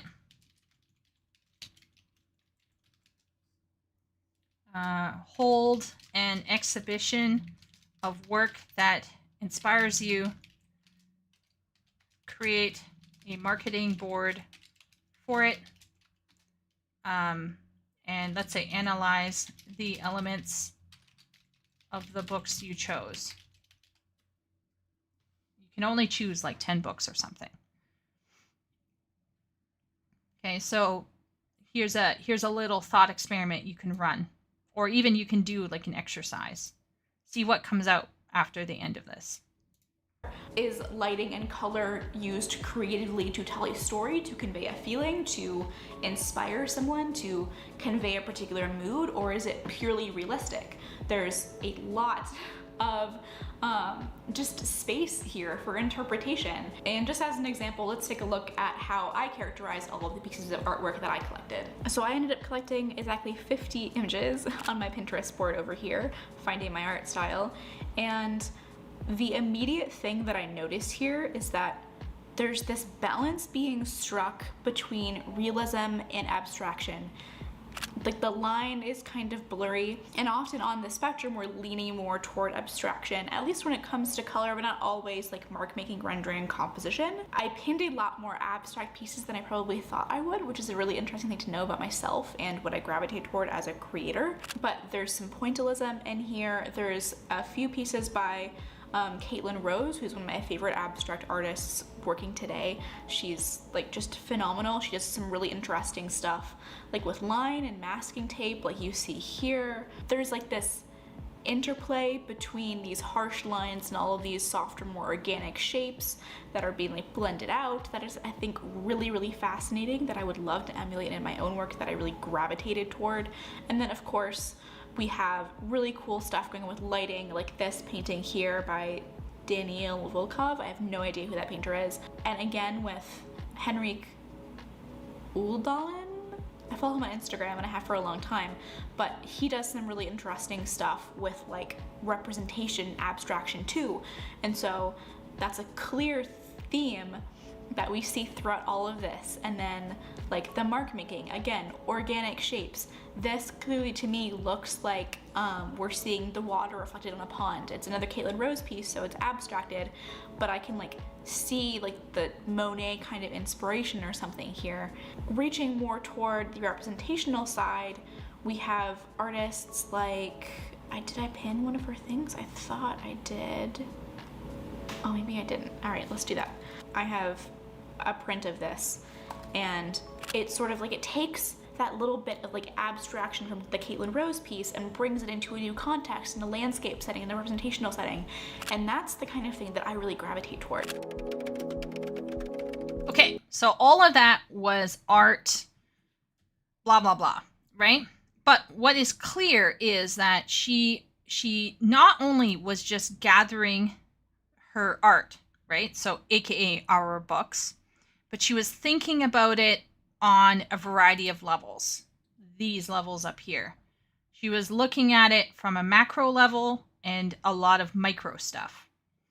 And so this is part of finding that voice. So if you're looking for your own voice, part of the step of looking for your own voice is understanding and analyzing the voices of all of the other authors that you admire. And this will also mean that you have to sit down and actually read a lot. So we're going to do that in a little bit. So this is just continue exploring your connections. All right, so let's go back. Okay, let's do step 3. That I really gravitate toward. And now that you've taken a bunch of notes on how all of the pieces of art you selected are connected, blah, blah, blah, blah, blah, blah, wow. And now that you've taken notes on how all of the pieces of art you've collected are connected, that's a tongue twister, I want you to take all of these characteristics and make them into goals. Think about if you were creating a university course on like this movement or this collection of art, that exhibition that we mentioned earlier in the gallery example. How would you teach someone to paint like this? What's the curriculum that you would follow? Like, what would you learn in week A versus week B if you were teaching this style? And okay, so there was someone much earlier in chat. I think his name was Jacob. He was like, just write. And I think just writing is helpful. But what if we were just writing focused on specific techniques and skills? So let's do step 3, create a plan.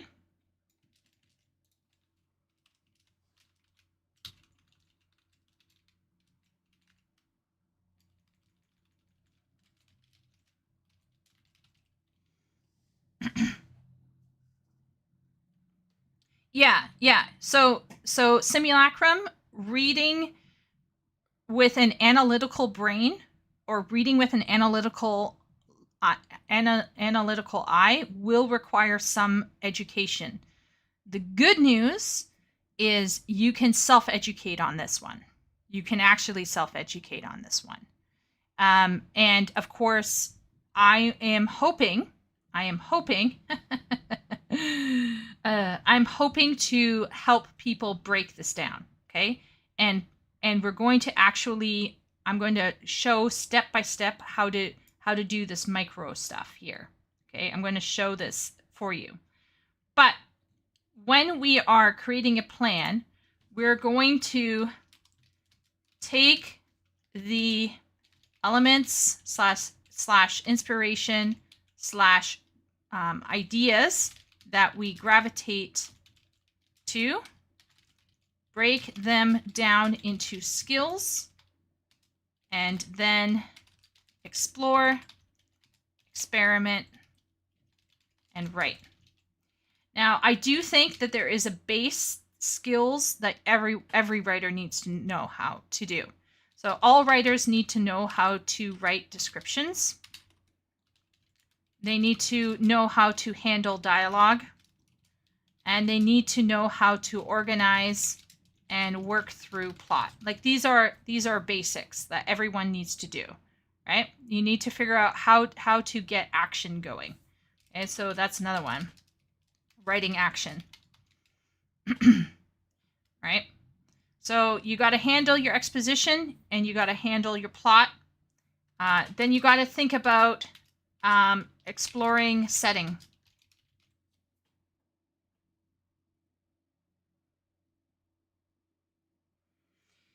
Yeah. Education is really getting the conclusions that generations of crafters before us have developed. The problem is that educational systems are flawed and sometimes are unhelpful, or sometimes don't suit our educational needs, or are sometimes gatekeeping. So once again, that's why I'm saying nobody here should feel like, oh, I have to go to a university and get a degree. There are ways to go about self-educating with care and forethought, right? So educations are what? Fad?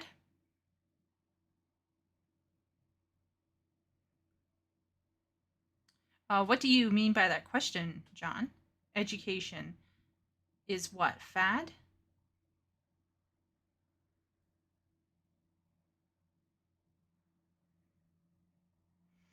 I just think, I don't know. Maybe I'm still kind of reeling from my last year at university. But I came away from university feeling a little bit scammed with my literature degree. And I wasn't coming out of it expecting to be a good writer. But I feel like education can be reflective of current paradigms, and not all of those paradigms are helpful or good. Right? Now, there are a lot of people right now on the internet who are complaining, why does my show suck? Why do films suck? Why does this suck? And then last night during our stream, we had a look at the state of fantasy in literature right now, right? Like in publishing, in self-publishing. And how many people in chat here were shocked about the state of fantasy?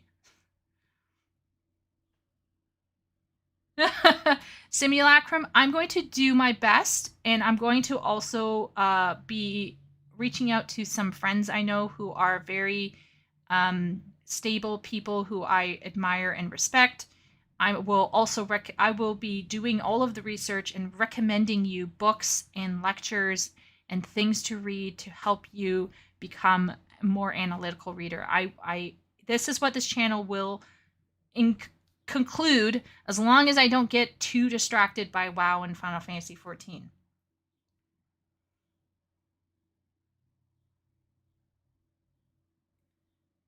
Yeah, Johnny, that is one of the ways to tackle a writing project, but we're talking about tackling your skills.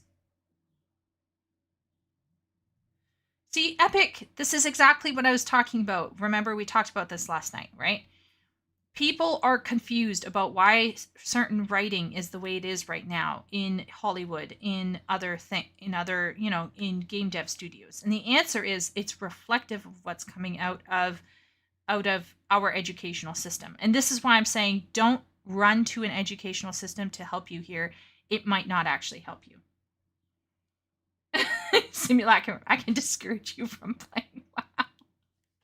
Okay, so let's get talking. So we've got here 5 things that you absolutely have to get down, whether you want to or not, whether you like it or not. But there are more personalized. So let's put here more personalized explorations. And this would be things like style, tone, right? Voice. It would be things like mood. This is all determined by your voice.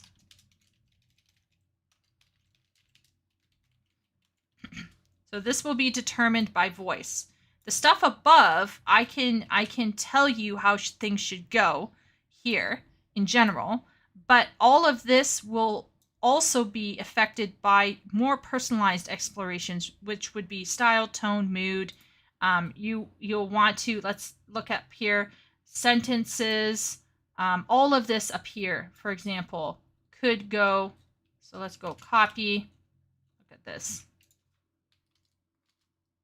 Oh, paste. You see what I did here? So all of this stuff here is going to be more personalized, and this will be more detailed, like highly focused. And all of this will also be highly focused. So everyone might be going, okay, oh gosh, right? So let's go into how this, let's look at how this artist is breaking down her ideas into manageable, bite-sized skills that she can practice. For most of you, the first steps of how to paint in this particular style is going to be drawing fundamentals, focusing on how to make something look like the way that it looks like, how to do representative artwork. And by the time that you've created this course curriculum, you're going to actually have an actionable plan for how to achieve your ideal style. And once you start working through this syllabus, I guess, if we're still calling it that, you're gonna notice that you're creating something uniquely your own. Having all of this inspiration and then filtering it through you as a person is going to create something completely unique, like no one has ever seen before. You're not going to be just like a copycat of all these other individual painters, you're going to be you.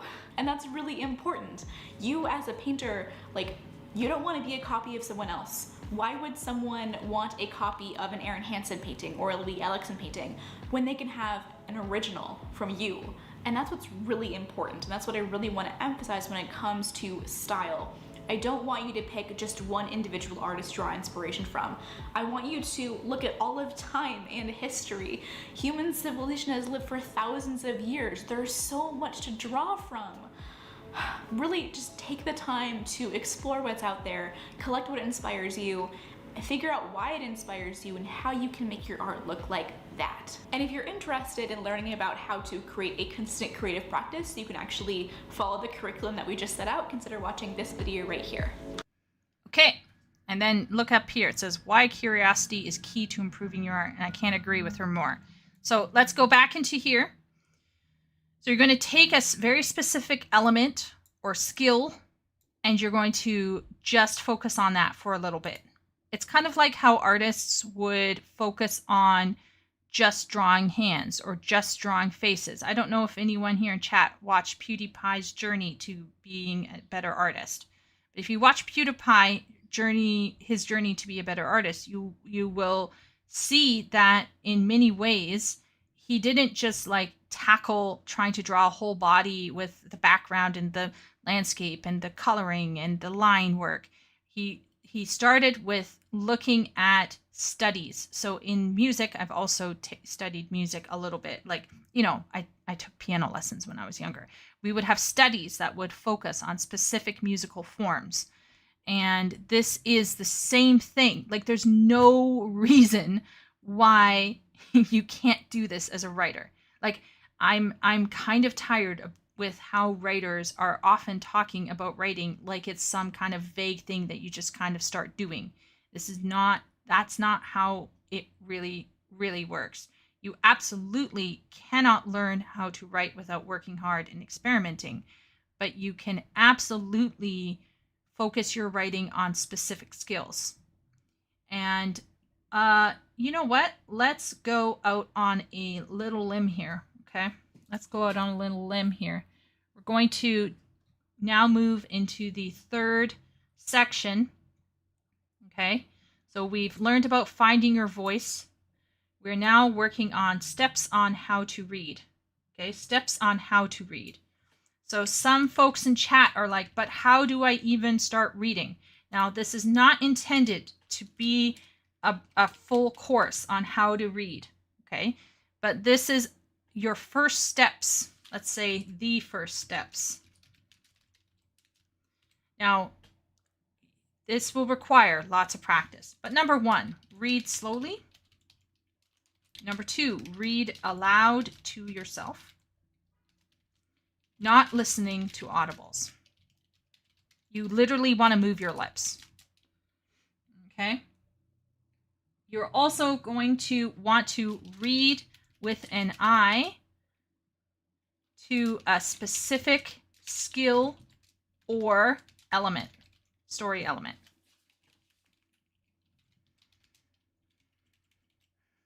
Okay. Number 4, you are going to want to focus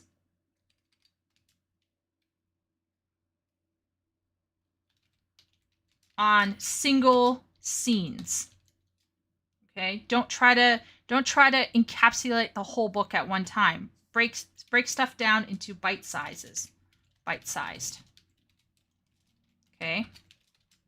Choose specific sentences you like and model your writing on them.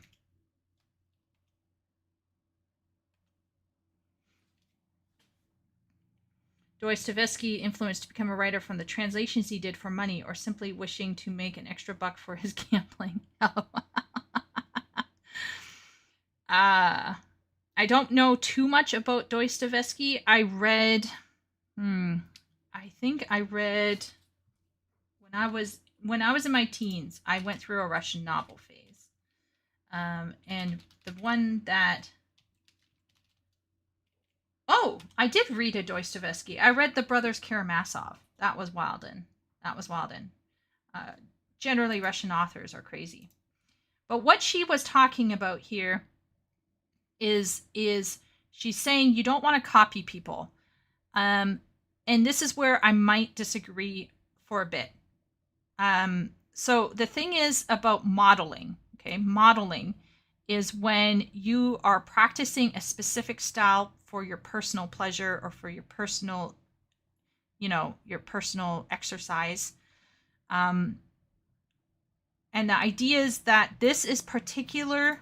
When I say model your writing on them, I'm not talking about copying and pasting stuff necessarily, but what I am talking about is modeling your sentence structures. This is something that I do with my ESL students. So I teach ESL to Chinese students largely, and one of the best ways to become a strong writer is to model sentence structure on good writing. And I know that sounds crazy, but you want to take out a sentence that you really like from an author and you want to rewrite it with your own words, but you want to rewrite it so that it is your own stuff.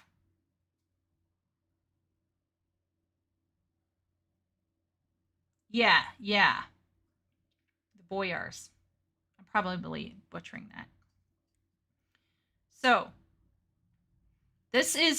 these are very, very basic techniques for reading. You want to read a lot, but as you're reading, you're going to want to make sure you slow down. You're going to want to read out loud so you can hear the rhythm and the pacing of the language. You want to stop and only take a single scene and then choose specific sentence structures you like and model your writing on them. And this is a way for us to read as writers. Okay? Reading as a writer. So, at this point, do we have any questions from chat? Any comments? Anything before moving on to the last part of this lecture?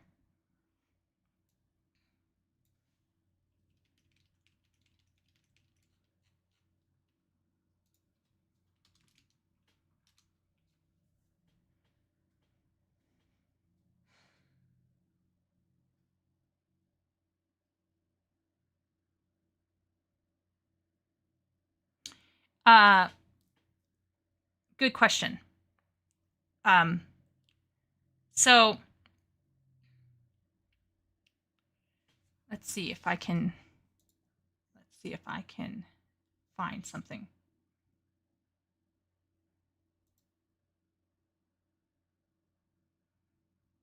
Okay, here we go.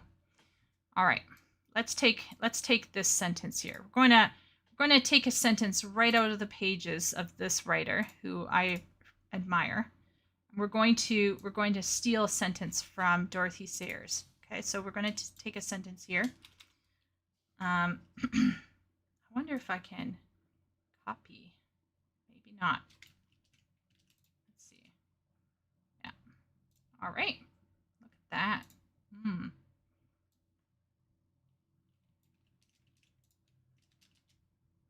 Okay, so we have here a book. Okay, this is a book written by a woman back in the around C.S. She's a contemporary of C.S. Lewis and J.R. Tolkien. Okay, she is an extremely intelligent woman, an authoress, and she wrote murder mysteries.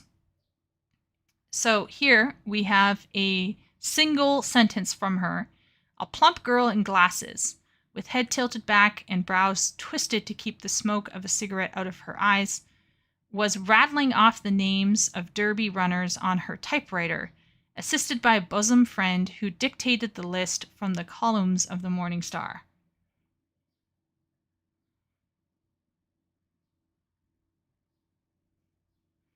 Well, John Manoli, if you're aiming to make money from being a writer, you're gonna probably have to write things you don't really like. But it is possible. You probably can do it. Okay. So let's take this sentence here, and we're going to break it down. So right here we have the subject with some description. We have here a clause. We have here what she was doing, right? And we have here a secondary clause that is describing someone else, right? So we're going to go in here, all right? So let's say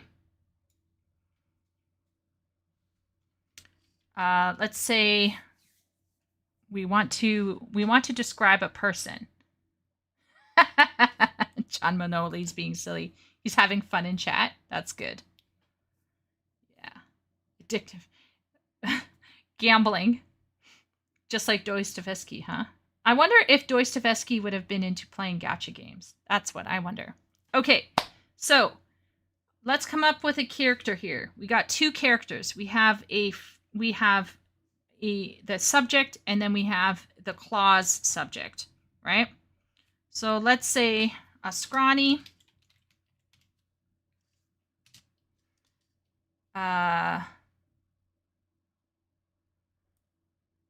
What do I want to describe? What kind of a person do I want to describe?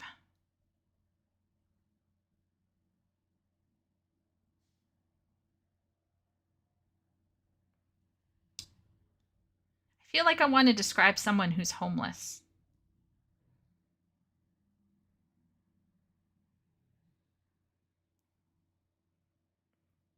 Let's go a scrawny teen.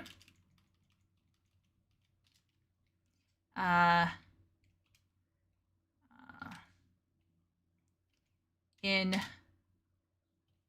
an oversized rain jacket with his head.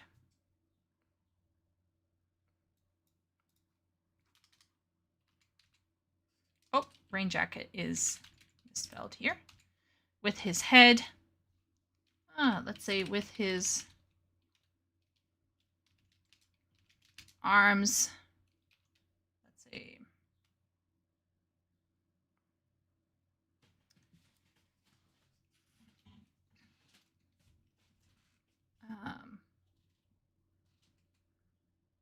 Yeah.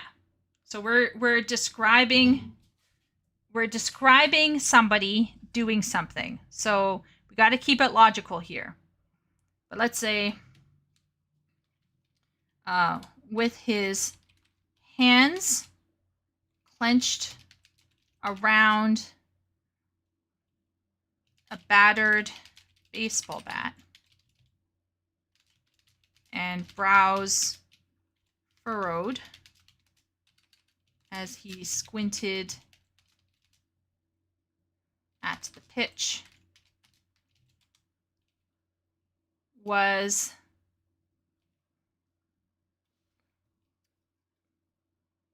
so we're going to delete this section.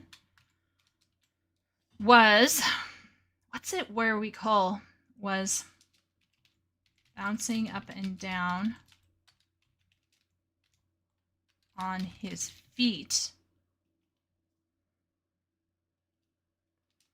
in preparation.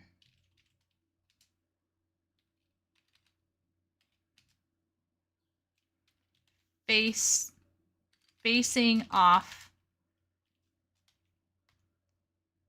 his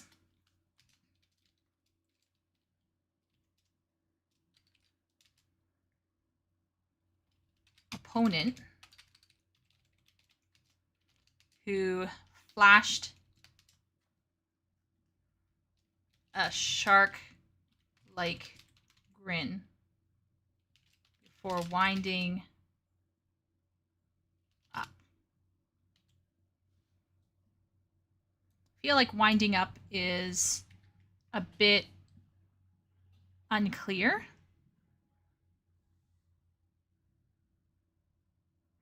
But I don't want to put pitching.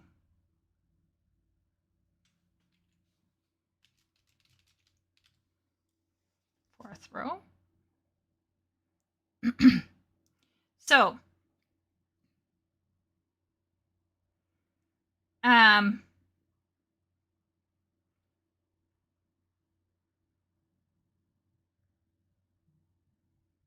so this is what I'm talking about when I am talking about modeling on sentences. And it can be extremely hard, right? Especially if you're going for a more complex sentence. Because you are always running in risk of doing a run-on. You are always running the risk of having unclear pronouns. And basically, his eyes looked as if their spark had dimmed years ago, leaving something unyielding yet dead in their place. His narrowed face had features set in stone as he walked upstream through the crowd. Very, very close, Epic. Very close. But the key for writing it. So why did I just sit down here and try to write this out this specific way, right? So if we look 1-to-1 on this. So let's look 1-to-1 on this here. So I'm gonna, wow, my tab game on my notepad is almost getting worse in some ways than my YouTube. Okay. So let's look at this. If I can negotiate my own thing here. Do you see how I literally wrote the same sentence? I did not change much in terms of structure. I have a subject with an accompanying clause for description. I have a verb, right, with some more details, followed by an accompanying clause. Now, you might be asking, why the heck would I go through this trouble of writing like this timey-wimey person? Because frankly, this timey-wimey person, Dorothy Sayers, was an incredibly intelligent marketer and writer. And her English and her grasp of the English language is better than what most of us experience in school. So one of the ways that we can improve our writing is by literally copying the sentence structures so that we can push our knowledge of how to handle English grammar. Because most of us are running with very, very simple sentence structure.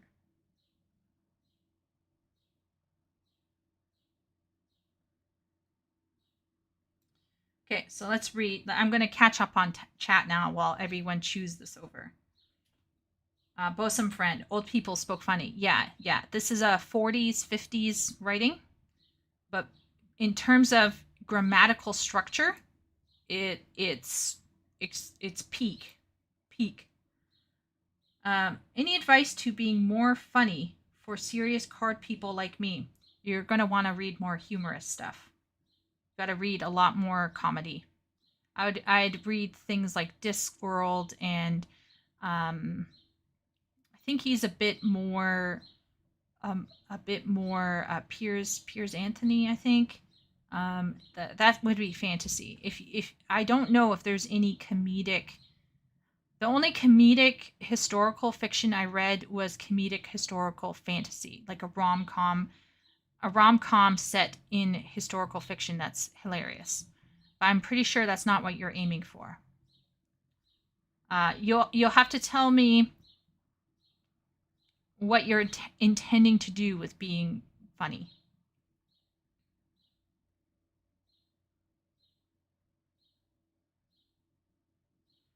How did you Westerners like Rings of Power? I was too drunk to watch it.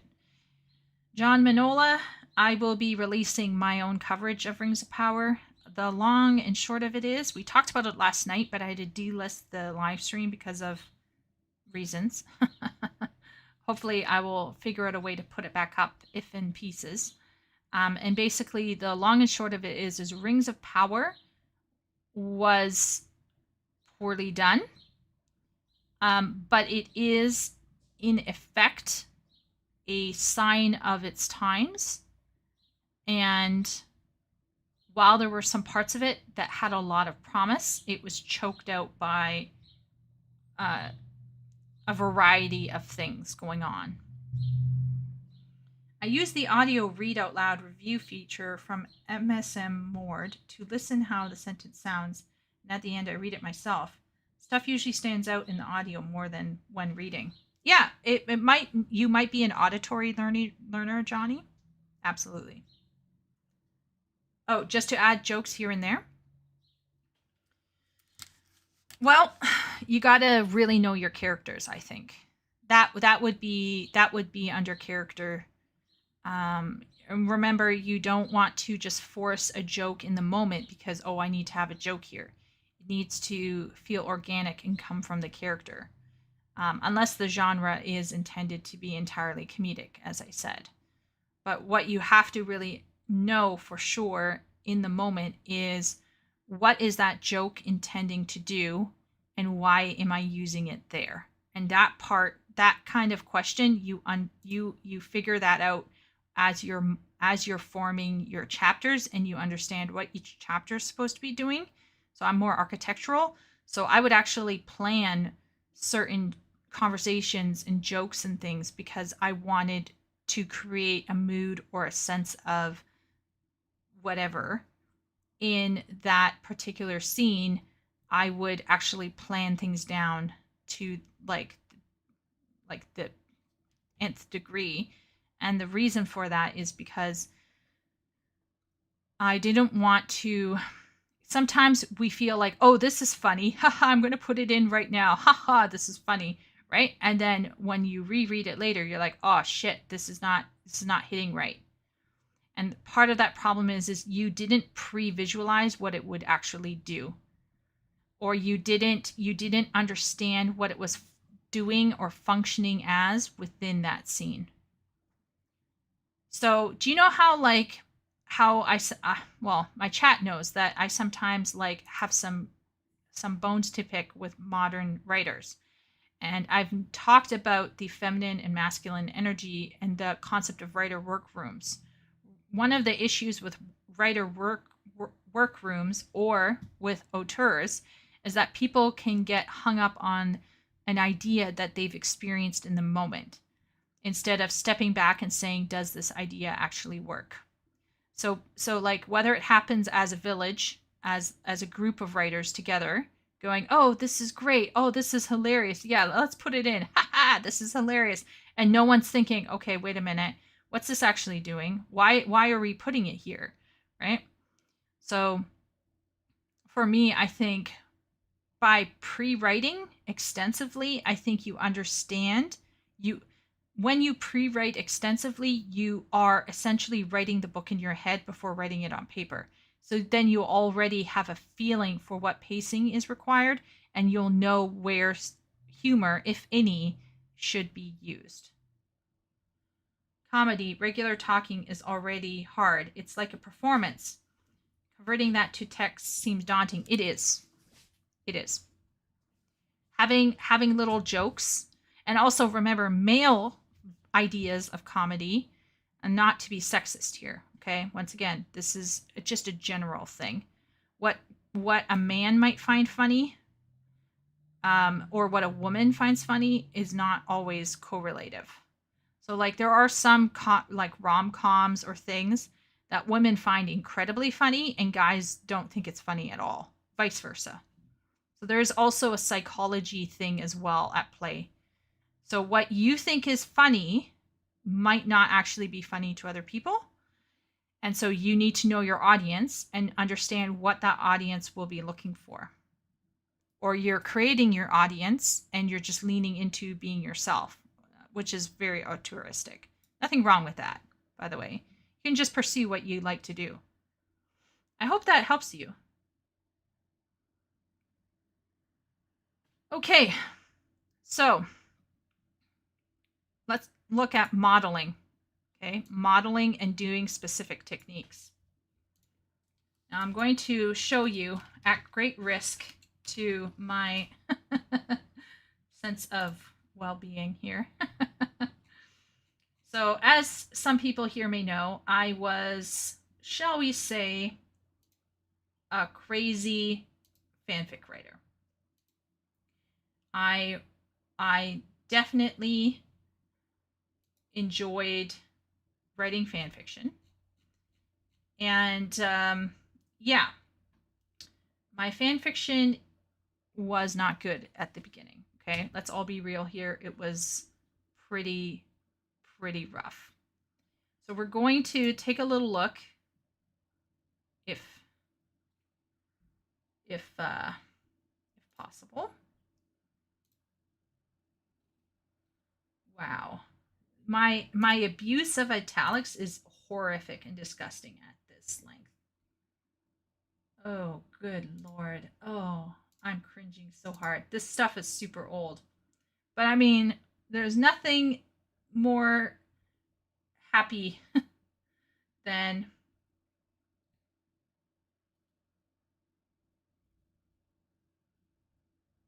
feel like something is missing from here.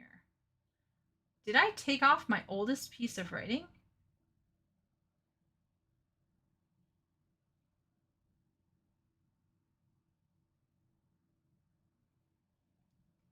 Oh my lord, I just read a piece of my own writing and I realized I wrote in first person present tense. That is so disgusting. I can't even. I'm trying to find something that is kind of doing what I want it to do. Trying to look for like a scene where multiple people are talking over each other, because that's something I want to show. So right now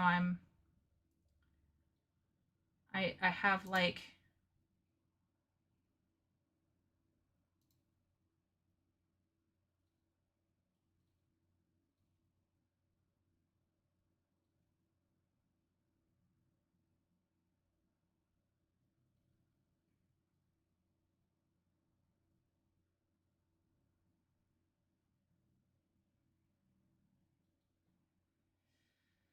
sorry chat. I'm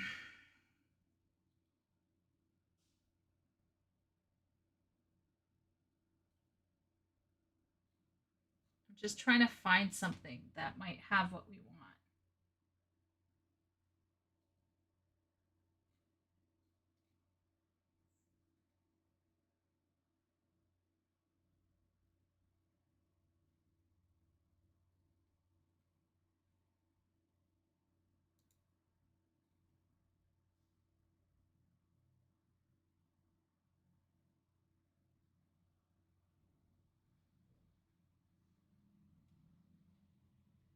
Sometimes I'm like, holy crap, I wrote this. This is terrible.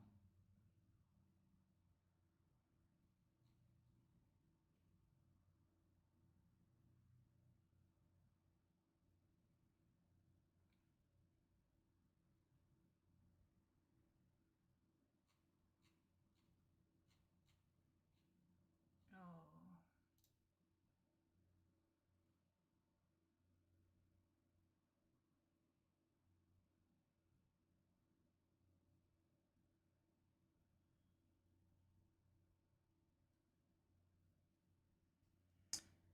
Okay, I guess. Oh, shit. This is going to be so embarrassing. Okay, everyone. We're going to look at something that is older.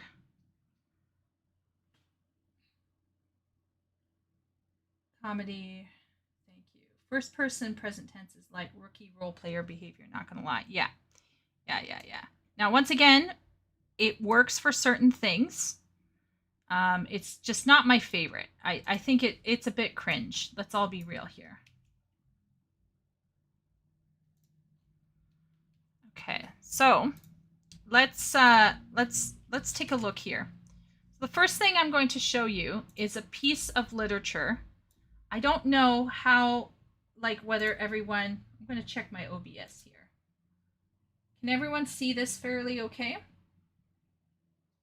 Okay, so this is I'm going to set up the scene for this. This is in one of my favorite murder mystery books set in the 1920s-ish.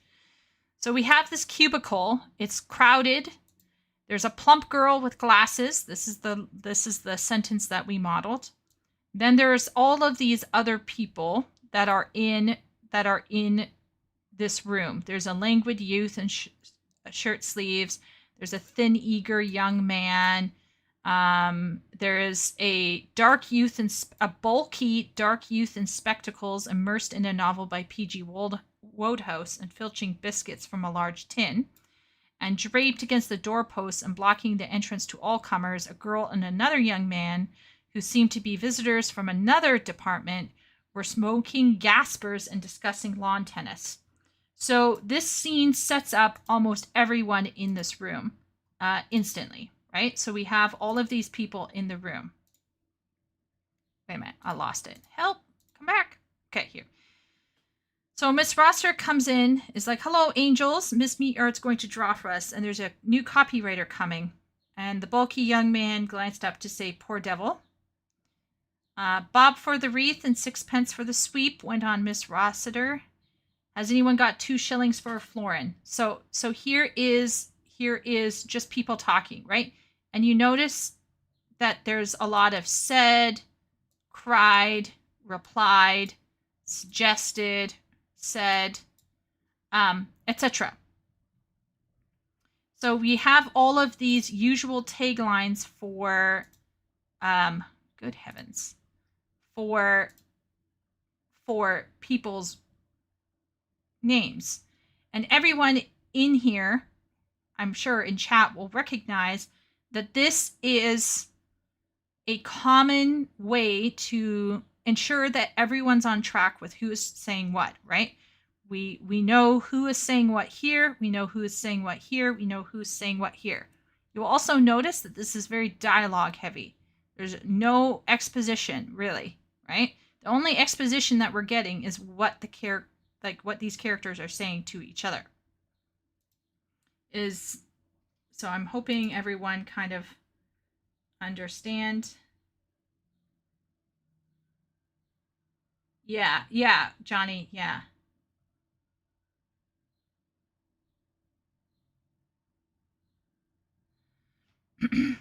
Okay, so if that's a goal, Manoli, you're probably going to want to read a lot of post-apocalyptic fiction. You're going to want to go into Amazon and choose the top 5 highest ranking hot selling books, and you're going to want to read that to see what people want to read, and then you got to kind of find a middle ground for yourself and your audience. Johnny says his chat got bugged. Oh no. Oh, Strigoi, vampire-like creatures. Yeah, didn't Geralt in Witcher fight a Strigoi? I could be wrong. So if we're analyzing this from a macro perspective, we notice that the writer has set up the scene here, okay? And then from that time on, everything is in a dialogue form. And everything has broken down into just dialogue. But in order to create a sense of chaos, because Dorothy Sayers here is describing a scene set in a copywriter's, so an advertisement agency's office. And there are all of these people hanging around together, and there's just chaos. So what does this writer do to increase the chaos and to increase the energy of the room? What is she going to do?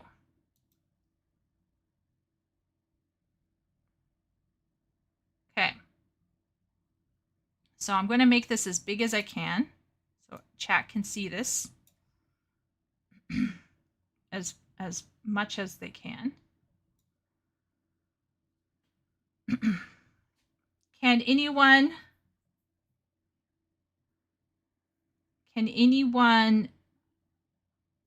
make a guess? I'll flip the page, the next page as well.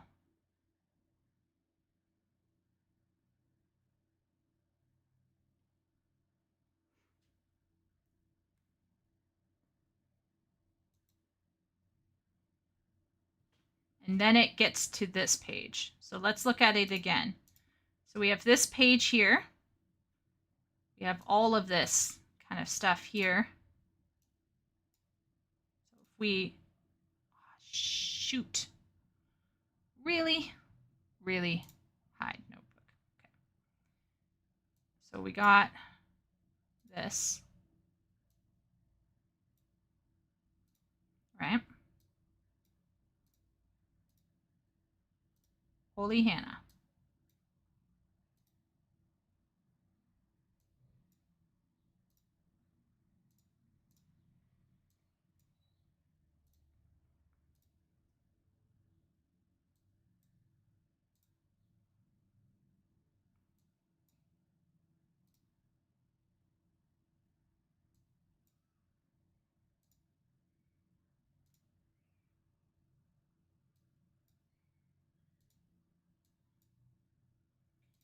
So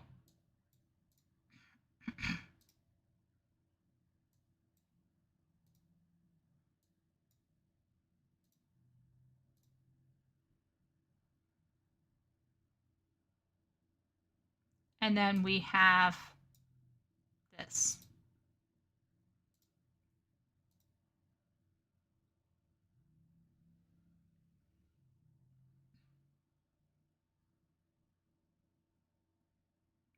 Right. So Johnny touches on, if it's a dialogue between two people, you don't need to add he said, she said. Just remind people from time to time who's talking.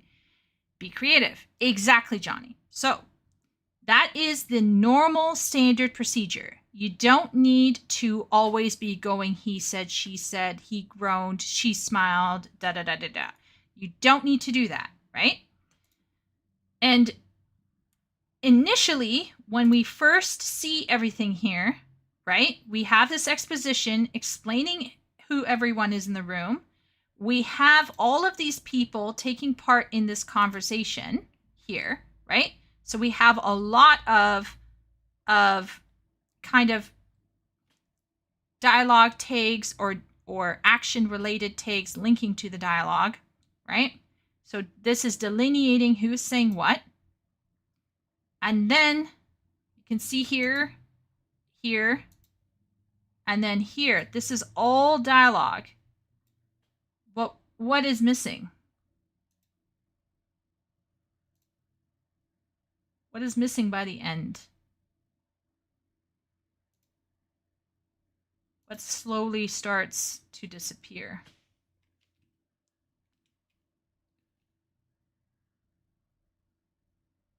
And you could see this actually, if I had my actual physical copy, you can see it even better on the printed page. We have to flip through this. Epic says, you're highlighting the different ways they refer to dialogue, right? A lot have said. Yes. Kind of.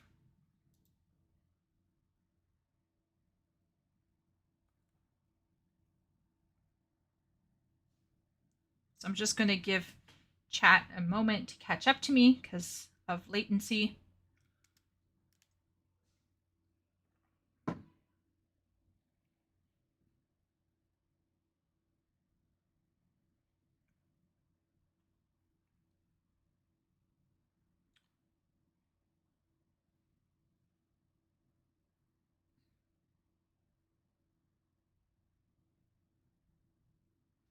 Yep.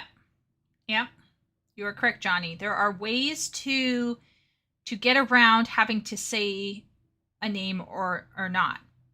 But this author is not even trying, right? There's no attempt here to attempt this. So does this mean that Sayers is a shit writer and doesn't know what she's doing? Or is something else going on here?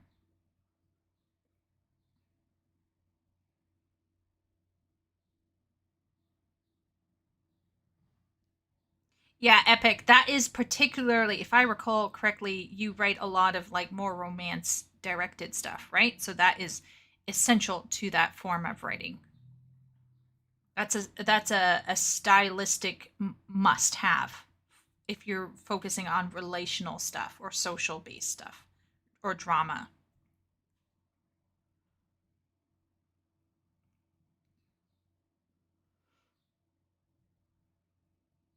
What's happening in this piece of writing is that we go from building the scene. We go from building the scene to introducing key players in the scene. But as time goes on, verifying who says what becomes less and less important until it gets to this ending part right here where everything collapses into a state of chaos. You can almost imagine it like a rhythm that's getting faster and faster. And by the end of it, it doesn't matter who is saying what per se. Now, of course, as a teen girl, I would sit and look at this one page and I would try to figure out who said, "Hail you all, impale you all, jail you all." And I'm pretty sure that one is probably Mr. Ingleby. But we know that all of this is breaking serious literary rules in some ways, especially for modern writing, right? So like most authors these days would be very, very loath or cautious about attempting this. But this woman is attempting to create a moment where everything is just chaotic. And I actually think this is a phenomenal scene to study because it literally imbues the entire thing with the energy of let's say, how can I say it? The energy of a chaotic office. It's realistic in a way that is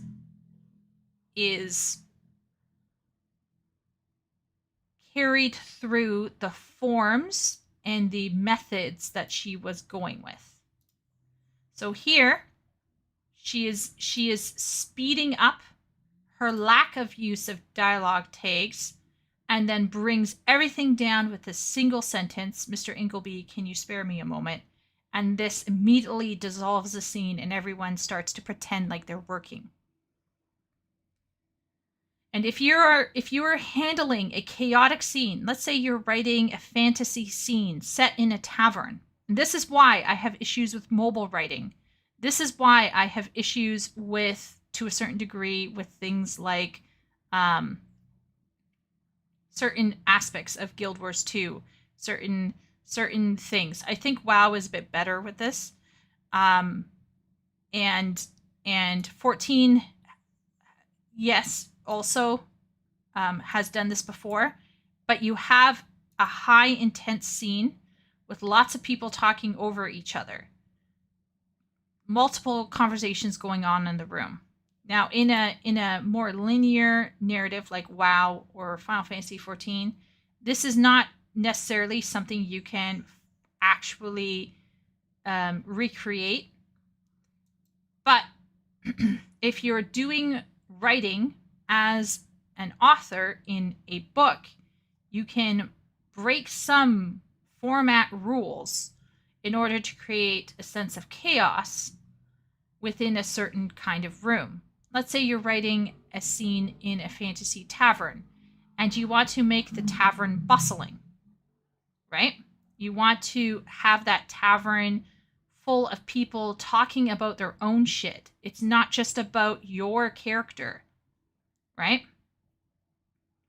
And this is where I think it's okay in game development to a certain degree, right? Because in for game writing, you really do have to be on point to a certain degree. Although Simulacrum and I were talking about like how little is too little and how much is too much. But this here, we don't need to know about these racehorses. We don't need to know about Twinkle Toes, Star of Asia, Twinkle Toes, Saint Nitouche, Duke Humphrey, right? We don't need to hear about half of this stuff. It is not necessary for us to know in order to enjoy the mystery. This is flourishes from the author to create an atmosphere, and it's filled with gunk, Flittermouse, Tom Pinch, Fly-by-Night. So this is the same. Whoever says this up here is saying this down here. But we don't know who. Like you'd forget unless you remember Rossiter is talking to someone and says, I think Rossiter is the one who says, please, like, read it or whatever. The point isn't that you always... So I guess what I'm trying to say is a scene like this reminds you, if you're trying to create something chaotic, like a tavern, you want to fill it with chatter. And that chatter is not always going to feed into the main plot. And one of the huge issues I have with modern writing right now, and sometimes as well game writing, is that everything feeds into the main plot. Like, Lord forbid your characters talk about something inconsequential for 5 minutes. And so this for me is a highlight of how you can create a sense of chaos within a scene using simply dialogue that no one will long term necessarily give a shit about, but is imperative for creating energy within that scene. So I'm going to check chat and see if chat is on the same page here with me. Does chat have any questions about what I'm analyzing here?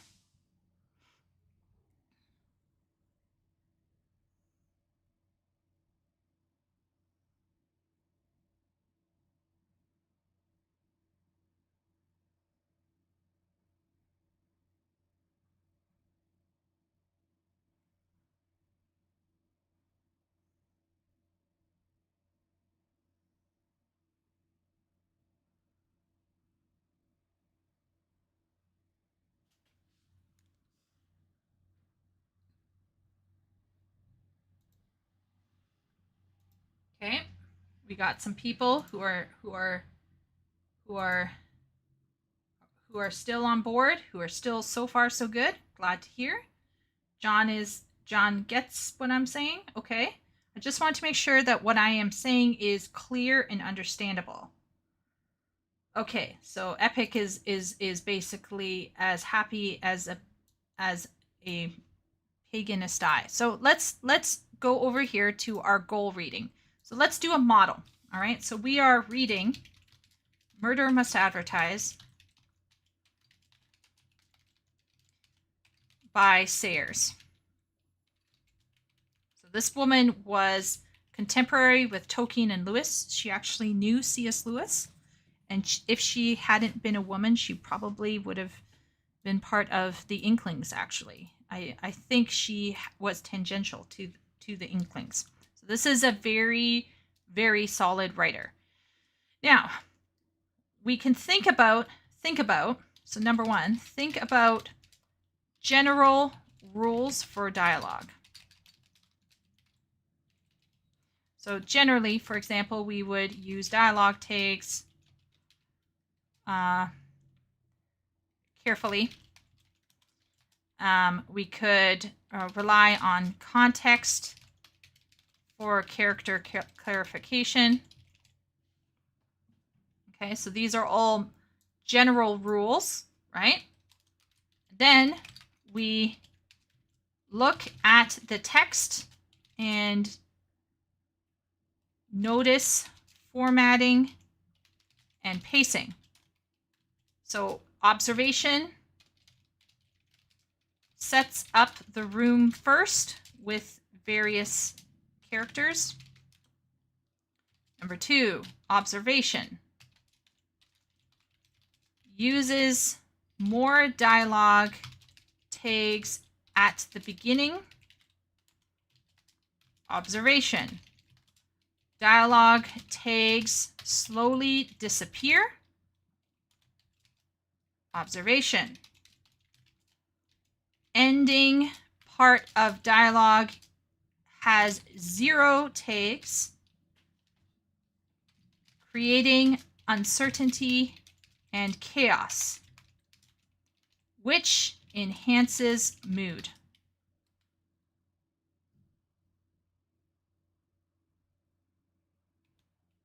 Okay? And then observation. This high tension toward the end is brought to a halt by a single line and a new paragraph of exposition.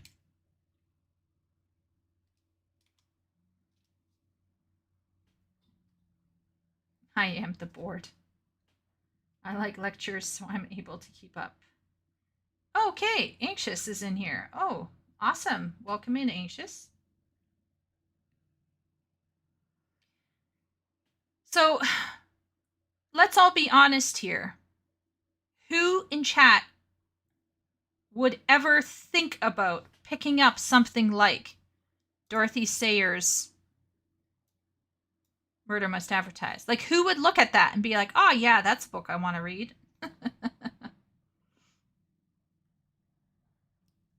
Right? This is a mystery novel. There are people in here who want to write romance. There are people here who want to write fantasy. There are people here who want to write historical fiction.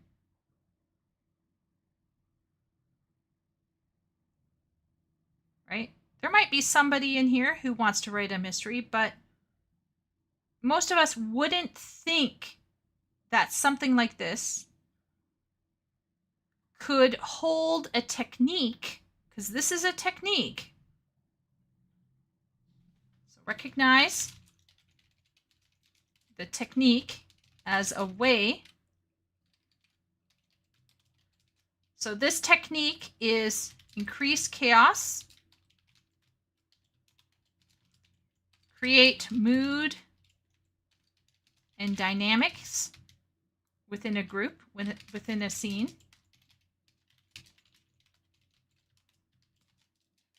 create liveliness, and fill out the world.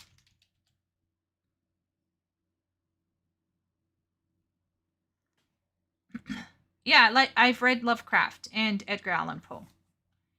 Those are, you would read those for completely different skills or techniques. But yes, yep. Yeah, indeed. I'm a literature graduate, Manola. I graduated with an honors degree in literature. And my 4th year, I focused on Gothic literature. So I read a lot of Lovecraft. I read a lot of Poe, Coleridge. Technically not part of Gothic literature, but within the era, I read Gerard Manley Hopkins, stuff like that. So this is a way for us to read as a writer. Now you might be thinking, whoa, like this is a lot. It is certainly a muscle that you will have to practice using. And the reason why you want to even do this is because, let's say, like I said, you might think, oh, I'm writing a historical fiction novel. Oh, I'm writing a fantasy novel. Oh, I'm writing a sci-fi novel. But the effect and the technique that Sayers uses can actually translate into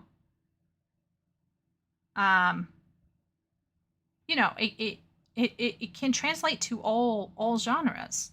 So you can do this in your genre should you have a situation where you want to create chaos and liveliness. So this is a specific technique for a specific situation. But this is how you would go about it. This is how you would go about figuring out, I want my dialogue to be better. Okay, so let's say our goal is write better dialogue. So you want to read books like this one, right? So choose books that are more dialogue heavy.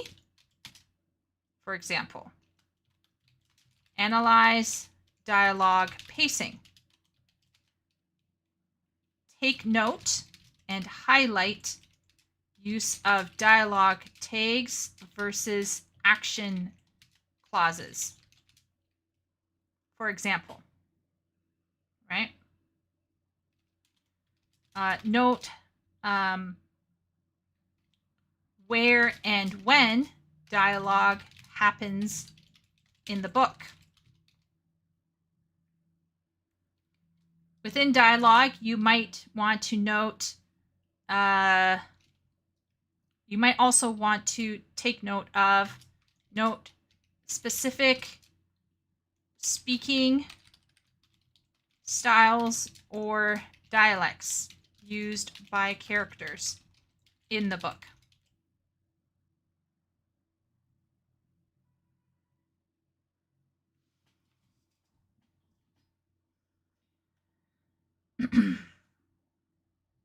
So you want to, whatever book you choose to read, try to take away one skill that you can use as a springboard for practice.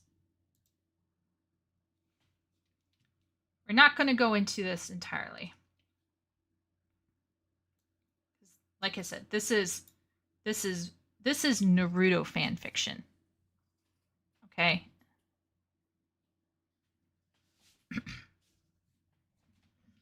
And Naruto fan fiction is the bottom of the pile. When I decided to write this piece, I wanted to practice a very specific style. And in fact, when I was writing in general for various pieces of, I actually, toward the end of my writing fan fiction, I don't write fan fiction right now, obviously not, but toward the end of it, I specifically focused on writing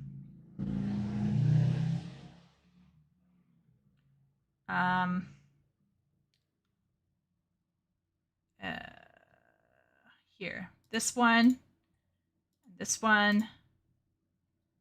I specifically was practicing specific things. This one, which one else? Distortions in Time is technically, I was technically also trying something with that. Maybe this one. Let's see. Okay, let's see here. So Heroes. This is first person, you notice, first person. And you may notice that all of this is first person, and you can see here it is present tense. So what the heck was I doing at this period in time? I literally chose to write this way, and I remember writing this way for this.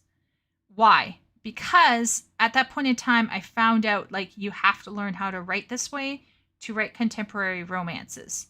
So I did my darndest best to try to write this way, and it drove me insane. So this is Dragon Age fan fiction, and yeah. Okay, what about this one? Once again, this was during a similar time period where I was trying to figure out how to write specific ways. So I was playing No Man's Sky. So this is based off of No Man's Sky Vanilla. And I don't know if anyone remembers, but No Man's Sky Vanilla had a lot of dialogue text where people would write, like there was like short journals or things. So what I wanted to see if I could do was not only write first person present tense, which once again, I personally hate it, but I also wanted to know if I could write the same way as the people who are writing for No Man's Sky. I know that sounds crazy, but I was trying it out. This is before I was doing any kind of ghostwriting. Like before I was doing any kind of ghostwriting, I was already ghostwriting on like in my fan fiction. So this is, do you notice all the chapters are super short?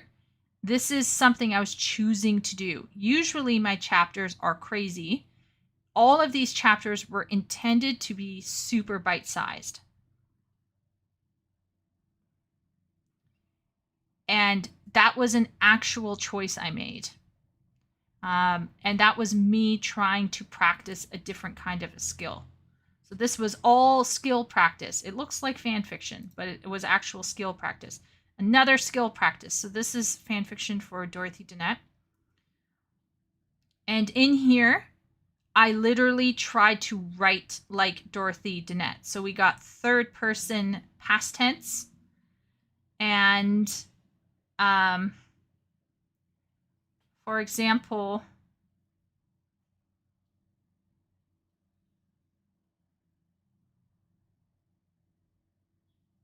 yeah, right here. It wasn't the haunting, almost sacred quiet, the crowds of lily of the valley and columbines and marigolds and daisies and primroses all blending together in riotous color, which put to shame the best of charity dye works.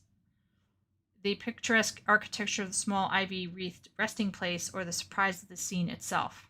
So, why in the world am I putting so many ands in between here? Why was I doing that? The answer is I was modeling off of Dorothy Dennett to try it out, to wear her skin for a little bit, to see, is this fun to write? Is this great, amazing to write? And I'm gonna be frank. This is where I came away feeling very happy with this. This also was me attempting to learn how to incorporate foreign languages and things like that, which is another Dorothy Dennett thing that she does. So yeah, one thing that is definitely me, however, is this part here. And there was his mother, and there was his mother. So I don't know if anyone remembers. I think it's Frost on Trees at Midnight. No. Robert Frost.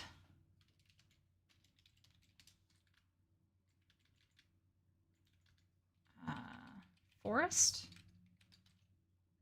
Stopping by woods on a snowy evening. Stopping by woods on a snowy evening. I don't know if anyone has seen this poem before, but it ends. So the poem says, "Whose woods these are, I think I know. His house is in the village, though. He will not see me stopping here to watch his woods fill up with snow. My little horse must think it queer to stop without a farmhouse near, between the woods and frozen lake, the darkest evening of the year. He gives his harness bells a shake to ask if there is some mistake. The only other sounds the sweep of easy wind and downy flake. The woods are lovely, dark and deep, but I have promises to keep, and miles to go before I sleep, and miles to go before I sleep. This repetition here for me is everything. So this repetition down here is poetic, and it has a sense of weight, but there's like this, I don't know, the simmering nostalgia thing. I don't know what it does, but it does something for me. So here, he sees all of these people and says, and there was his mother, and there was his mother. Do you notice I repeated those two lines? That was not me going out of my way to copy Robert Frost. That is part of my voice for this particular piece of writing. So yeah.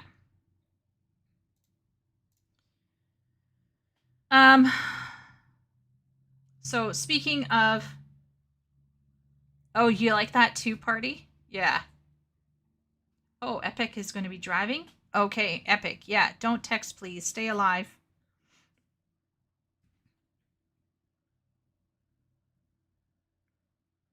So you can see here we have a more, well, let's all be real. It's boy love, isn't it?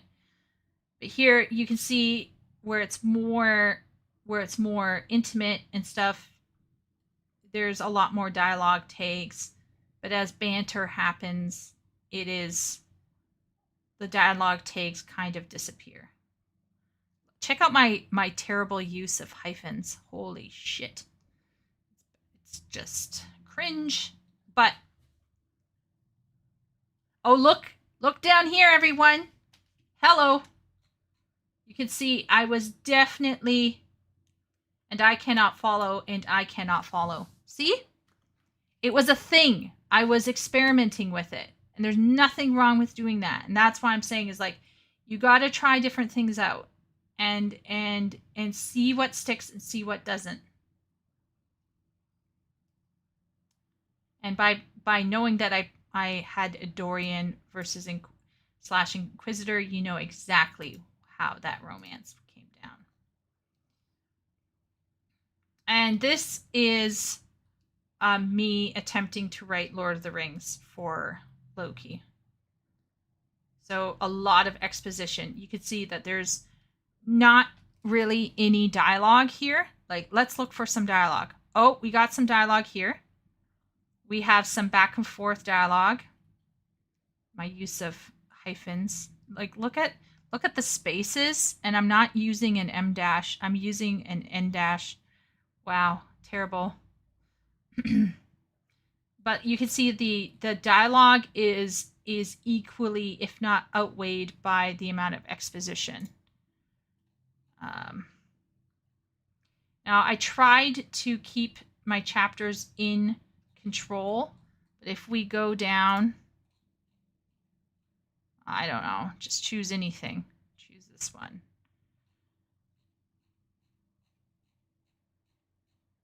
The chapters got out of control. Chapters got really, like, I had glossaries for this shit. Like, you had to use this glossary to understand what I was writing. I had full on glossary bullshit going on. This is probably my best fan fiction I've ever written. Probably. Not everyone's cup of tea.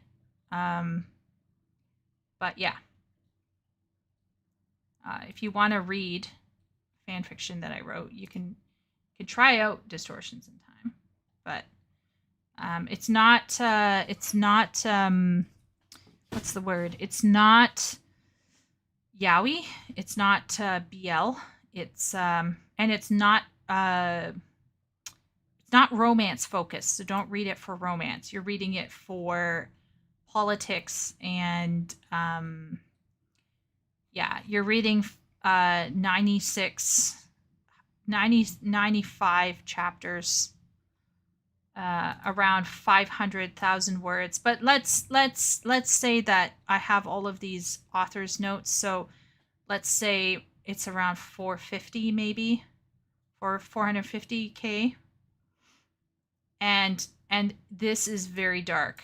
There's like a partial abortion scene, substance abuse, child abuse, dub con, sexual assault of a minor, violence, adults. Like, this is a very, very, it's like Game of Thrones for Marvel Cinematic Universe. So what I'm trying to prove by showing some of this stuff here is that I myself, by the end of my fanfiction spree, had started to use my fanfiction as a way to explore my particular skills. So this I wrote back in 2022. I guess this is my latest stuff. Oh my, look at how much better my writing is compared to what I just showed you. You can see that I'm not relying on too much dialogue tags. My hyphenation is in control. Look at how little hyphenation I use.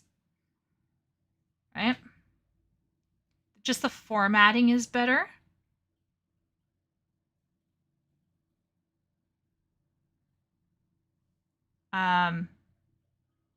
But I would not read this if you are not into male on male stuff. If you aren't into queer literature, don't go down this road. There's some male female stuff in here, but yeah, and there is, just read these tags and warnings. It's quite dark and it's incomplete. I've not completed this.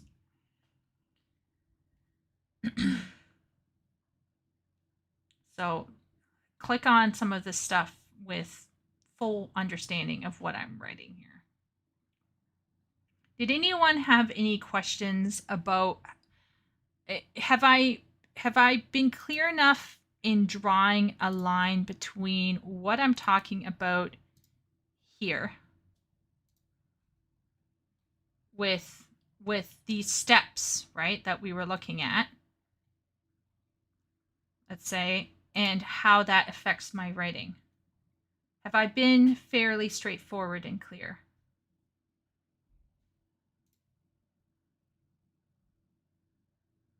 I just want to make sure that there's no confusion here about how. So what I did is I looked at good authors. I looked at Jared Tolkien. I looked at Stephen Erickson's Malazan series. I looked at Dorothy Sayers. There were a few other authors that I looked at their dialogue, and then I started practicing using those skills and using those things. So if we go down in here, this is still this is my shitty time. You can see how I was trying to figure out how to juggle multiple characters.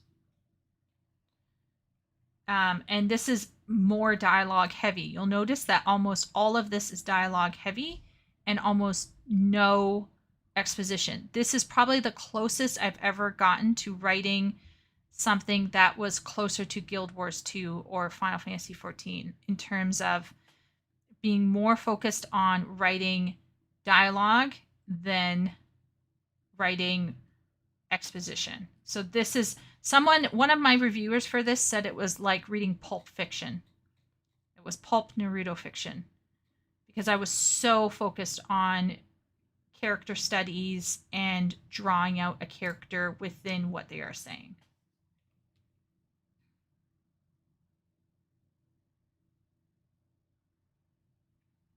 So I just want to check in with chat and see that, double check whether folks are kind of seeing the correlation between this technique and what I've been doing. And I've been doing this kind of thing. If we go back here, if we go by publishing date, some of my first writing dates back to 2005. It was published 2005. So I've been doing this for almost 20 years, like writing, right? So like just writing. But I was doing fan fiction off and on, not every year, but off and on for at least 20 years. And in this interim, I practiced various techniques. So some of the fan fiction was doing one kind of thing and some of it was doing another. And at the same time as I was doing this fan fiction, I was hearing back from people who were following, who were reading, and people would give me feedback and be like, oh yeah, that's great. Or, oh no, that sucks. What is that? So it was good. It was really a good way for me to practice. Because fan fiction creates the world for you. You don't have to worry about making things make sense because you're following someone else's template in terms of character, setting, etc., etc., and you can just have fun with the plot and with your techniques.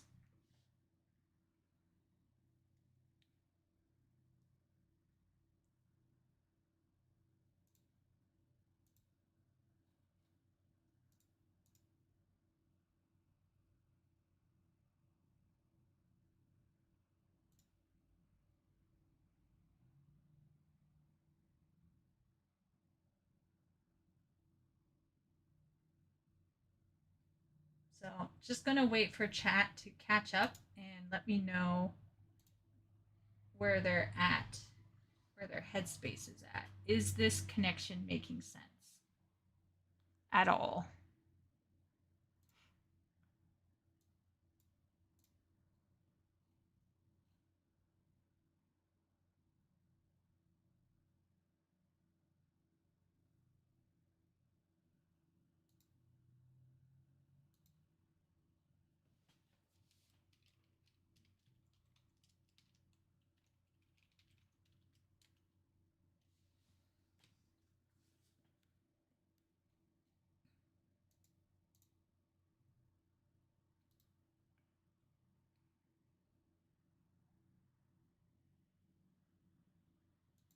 Okay, Johnny's still here. He kind of sees the connections. Good. Just want to make sure everyone kind of understands what I'm doing here. So a lot of people ask me, what is the path to writing well? My answer is reading well and practicing a lot. But you can mitigate some flailing and some waste of time by targeting specific skills that you need for the specific thing you think you want to write. You might even want to really analyze whether you want to write what you think you want to write. And then having done that, you can start picking apart a skill and using very, very basic analysis, practice that skill.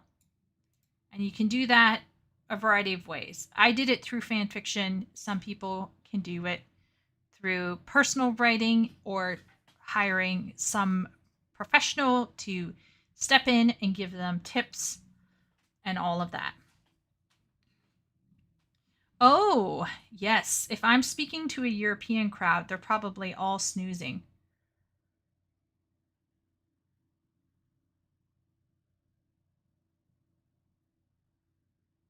Yeah, so there you go, Epic. For some people, this process is going to feel very organic and natural. But for some people, this process is going to be a question of sitting down and actually breaking things down and figuring it out through more formulaic approaches. And neither side should feel guilty one way or the other. You got to figure out what's working for you. So that is essentially what I wanted to share. I'm hoping that any future writers who read this and listen don't feel too overwhelmed. I am right now my life right now is really nuts. So I'm just going to pause for a moment to get a bit personal here. Right now things are a little crazy. I was basically, I was thinking about my life. And this is essentially my life right now, like in a nutshell. Oh, let's bring it down. Let's bring that down. So like the yellow is sleeping.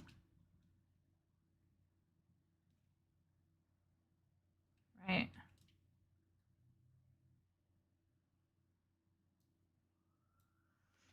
But my life is a bit nutty right now, to say the least. But I am hoping in the future to find time somewhere to craft helpful little bite-sized exercises and courses and little things that you can rely on to help you read better and write better. But I'm not going to lie to you. I do think it will require a lot of time on your own part, and it will depend on your natural abilities and your skills. Some of you will pick everything up really quickly, and you'll kind of wonder, why does it take so much for these people to get their shit together? And then some people are going to be wondering, like, why are those people doing so well? I suck. My life sucks. I'm sucking. And so we are all on different we're all on different paths. So I can't tell you what path is going to work for you, but I'm trying to give you something that you can customize for yourself, for your personality, for your goals, and then hopefully you'll be able to use some of this to apply to yourself. If you are really in a bind and you're really, really stuck about your goals and stuff, I can try to do a short consultation with you where you can basically, it would be like the writer's equivalent of a visit to a therapy office. This is my life right now, John Manoli. This is my life right now. And I'm just pointing out that right now I'm still in the throes of figuring out how to create content that's educational. I take education very seriously. I teach English as a second language. And as a result, I am very cautious about leading people down the wrong path. I don't want to tell you something that is not solid and helpful. Hence why creating content that's more educational sucks more time out of what I'm attempting to do. I'm fairly new to creating content for YouTube as well. So yeah, things are a bit rough right now. And obviously something is going to have to go. I'm probably going to wind down my ghostwriting services and focus on writing for myself and helping everyone else here feel more confident about their writing. But this is just to let everyone know, this is what my week looks like currently, and I'm going to try to change it. And this stuff up here, this gaming up here, sometimes doesn't even happen, as everyone knows. Sometimes that doesn't even happen. Sometimes I end up doing extra class prep or extra homework prep or talking with people or hanging out with people. I teach English as a second language, John. I have certification in English instruction. Yeah. Yeah.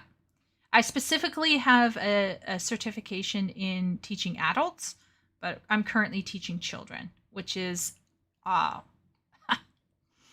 yeah. So, yeah. So I will be attempting to yeah, I will be attempting to help, like, to create content that will help everyone. Um,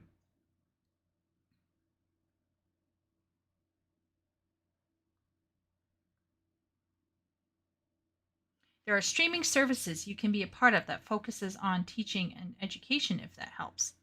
For me or for everyone in chat, Epic? Just curious.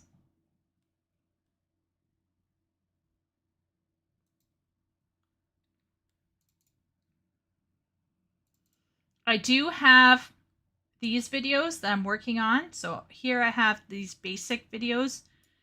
And then I'm going to talk about things that help me become a better writer, how to suck at writing. That's more humorous take.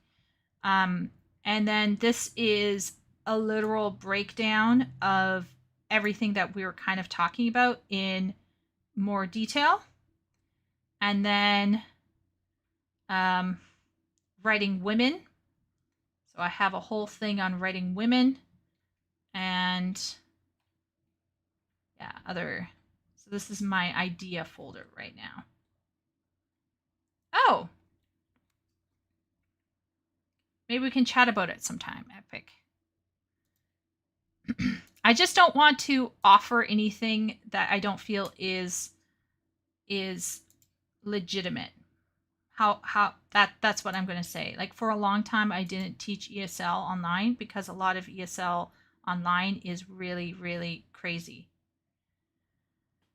And is really bad, and it's scammy, and it's scamming people out of their money. So I don't want to be like that. I want to offer what I know I can tell people and then direct them elsewhere. Yeah, don't worry, party. You know me. I'm selfish at heart, so I will skeeve off of things when I can.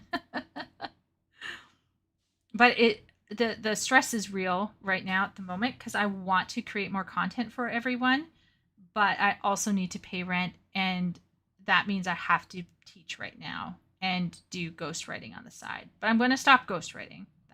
That's my I'm trying to prioritize getting out of ghostwriting, which I'm sure the people on my platform will be sad and maybe annoyed, but it is what it is. I do think what I might look into is creating membership for YouTube, and part of that membership for YouTube will involve consultations, writing consultations, reading things. Like, maybe if I folded into my YouTube membership, I don't have YouTube membership right now, but maybe I could think about an affordable monthly fee for a set period of classes, or everything. Yeah, maybe I should move to Eastern Europe because I'm sure that the rent in Eastern Europe is more affordable than over here. But then I'd have to, like, get paid in euros.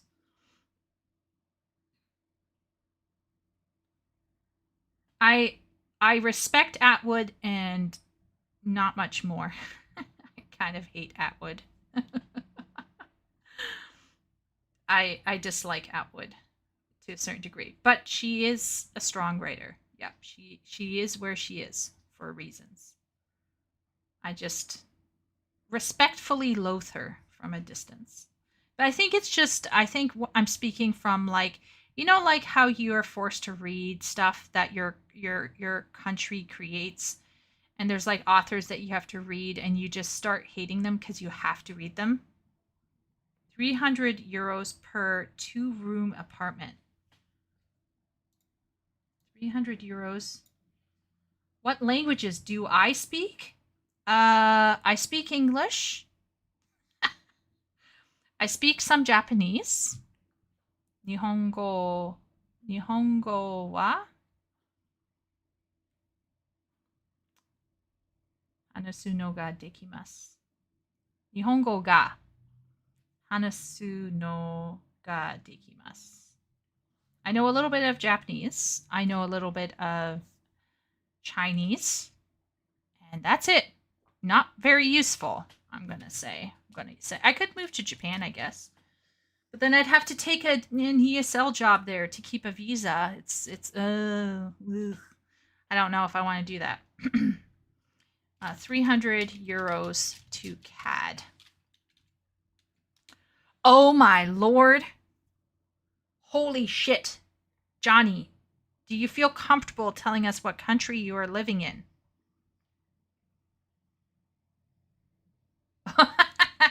Jonathan Harker. Yeah. I will be the next Mina, John.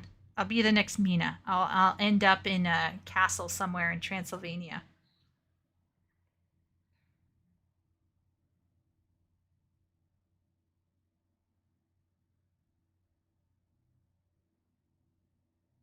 Yeah, it depends on your educational experience and your experience. Anxious. It really does. I live in Romania. I wonder. Romania. I just move over to Romania. 2-room, as in 1 living room and 1 bedroom. Bruh. That's basically what I had in China. In my country, many of us going through our education system, we also loathe not just our authors, but reading in general. Hey, John, I feel your pain. Yeah. So I respect Atwood in terms of, do I objectively understand she's a great writer? Yes. Do I like what she writes? No. I only read 1 book, and that was Handmaid's Tale, and then after that, I never wanted to read again. Another Canadian author I loathe, but also respect, Margaret Lawrence. Redstone Angel, never want to read another Margaret Lawrence again. Transylvania is in Romania. You lived in China? Yes, anxious. I should qualify here. I lived in China for 9 years. So I traveled, when I lived in China, I traveled to Japan once for 2 weeks. I went to Bali, Sri Lanka. I visited Malaysia several times. I loved Malaysia. And I went to Thailand several times. So I lived in China as an ESL instructor. I taught at an expat school, elementary, and then I taught at a university as well. So I also am aware of how to be a teacher, more or less. I don't think teaching is my strong suit. I don't think I have the warmth that a lot of good teachers have. What about Alice Munro? I'm not familiar with that name. If it's North American, the chances of me reading it are lower. My specialization, John, was Gothic literature, specifically British and kind of European. Although I did read Edgar Allan Poe and Lovecraft, but that's because I was told to. And I liked Lovecraft. I wanted to read Lovecraft. So yeah, I have lived abroad. Lived abroad when I was a kid, and I've lived abroad as an adult. So yeah.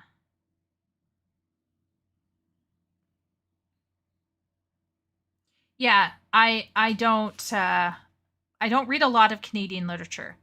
I'm going to be super frank. Probably my favorite Canadian literature would be Archibald Lampman, I believe. He's a poet.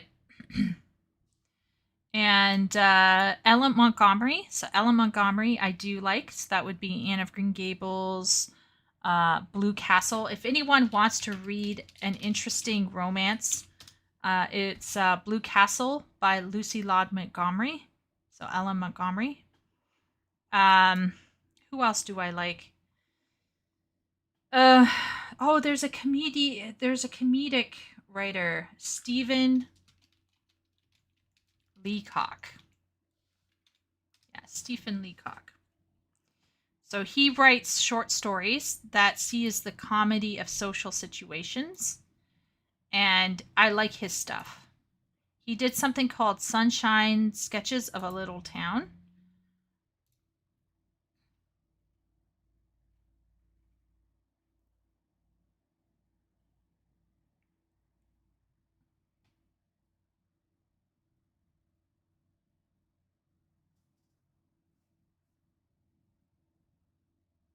Is it Romanian?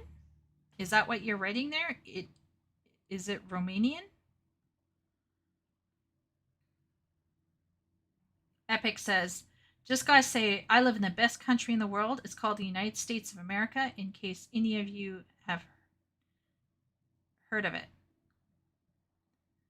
I literally can hear the eagle behind Epic doing some kind of flapping thing and going, ah, ah.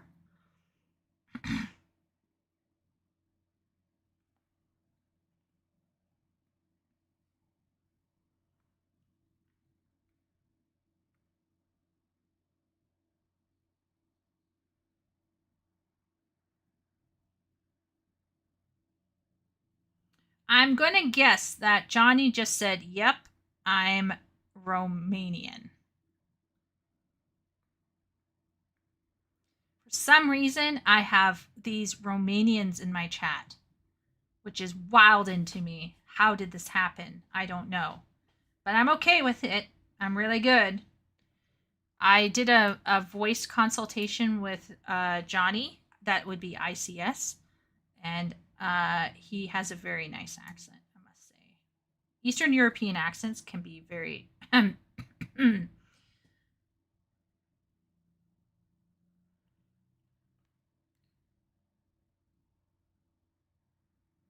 Yeah, I'm just using my brain because I do have like a, a passing awareness of Romance languages because my mother taught us Latin and Greek a little bit when we were growing up.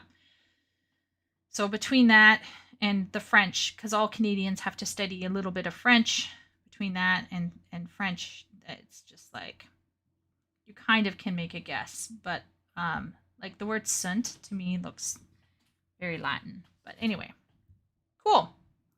Very cool. Yeah.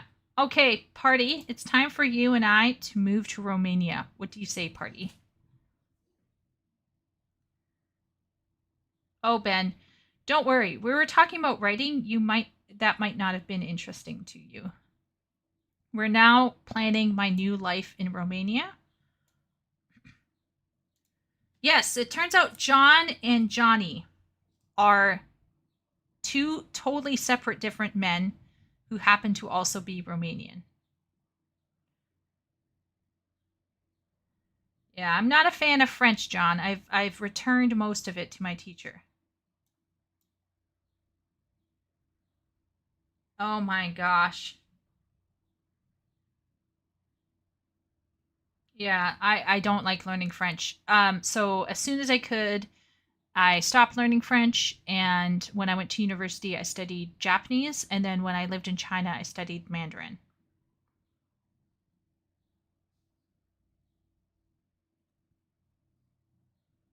Anxious psyche. Who is being based? Are the men hot? Well, they have nice accents, party. That I can tell you.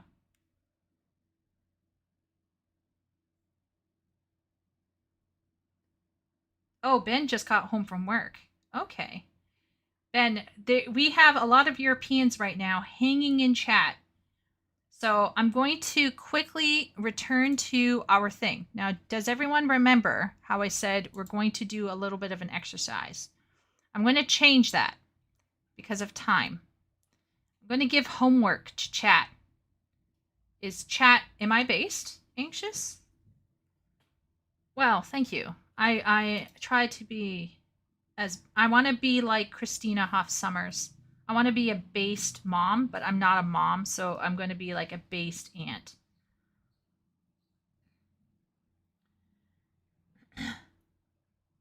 We got some throwing down. Okay, so let's talk about homework. Ben just got home from work in time to hear about homework. So we got some homework here. All right, so the homework will be there's like a 2 parts to this, okay? So part 1 is going to be choose a specific dialogue sample from a book you are inspired by and model a short conversation piece based on the style, tone, and voice of the sample. Part 2. Okay, part 2. Choose a single skill or element. Skill, let's say skill. And I'll put in an example. Mood, description, character piece, action piece, tone, sentence variety. What are other skills that we were talking about? Word choice, sensory details.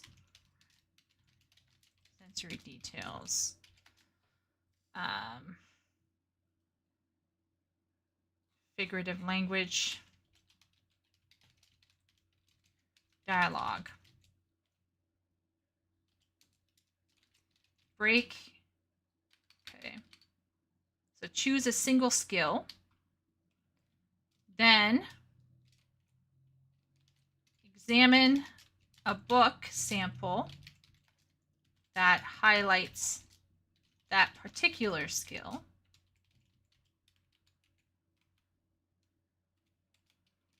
Write a short piece based on similar strategies used in the sample.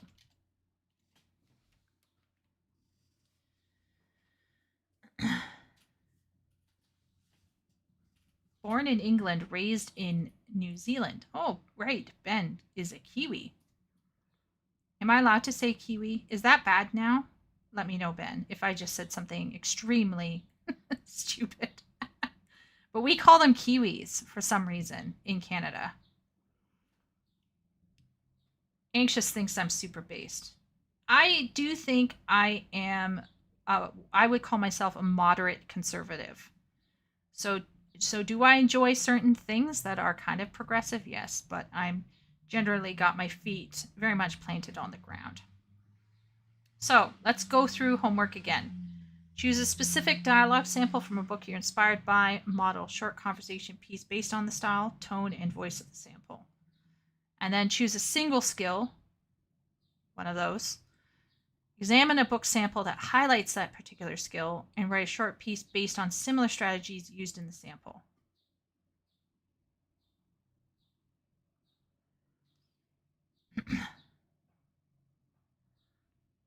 Ben's like, it's correct, but please don't. Yeah, I think in Canada, we have like different words for different people groups. And yeah, I don't know for sure what is okay and what's not. Okay, so here's the thing. You can do one or the other or both. It's up to you. You will notice that this will require some research and thought on your part. I imagine it would require some thought on your part. If you feel comfortable, feel free to reach out to me to send me. You can use the Discord and you can send me a submission. So here, so if we look at my Discord here, if we go into Writer's Channel and then we go into Submission, you can submit there, or you can add me as a friend on Discord and essentially send it to me privately if if you're feeling a bit shy.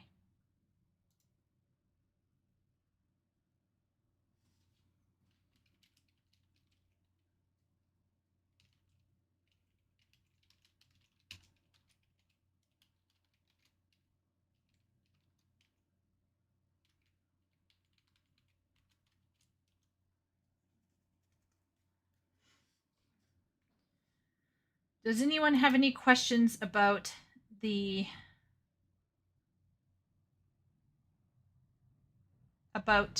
homework?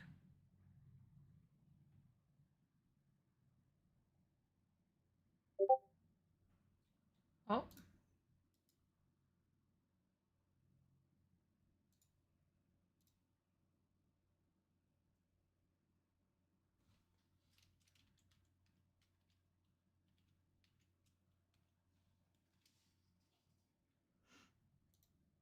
Just double checking with everyone.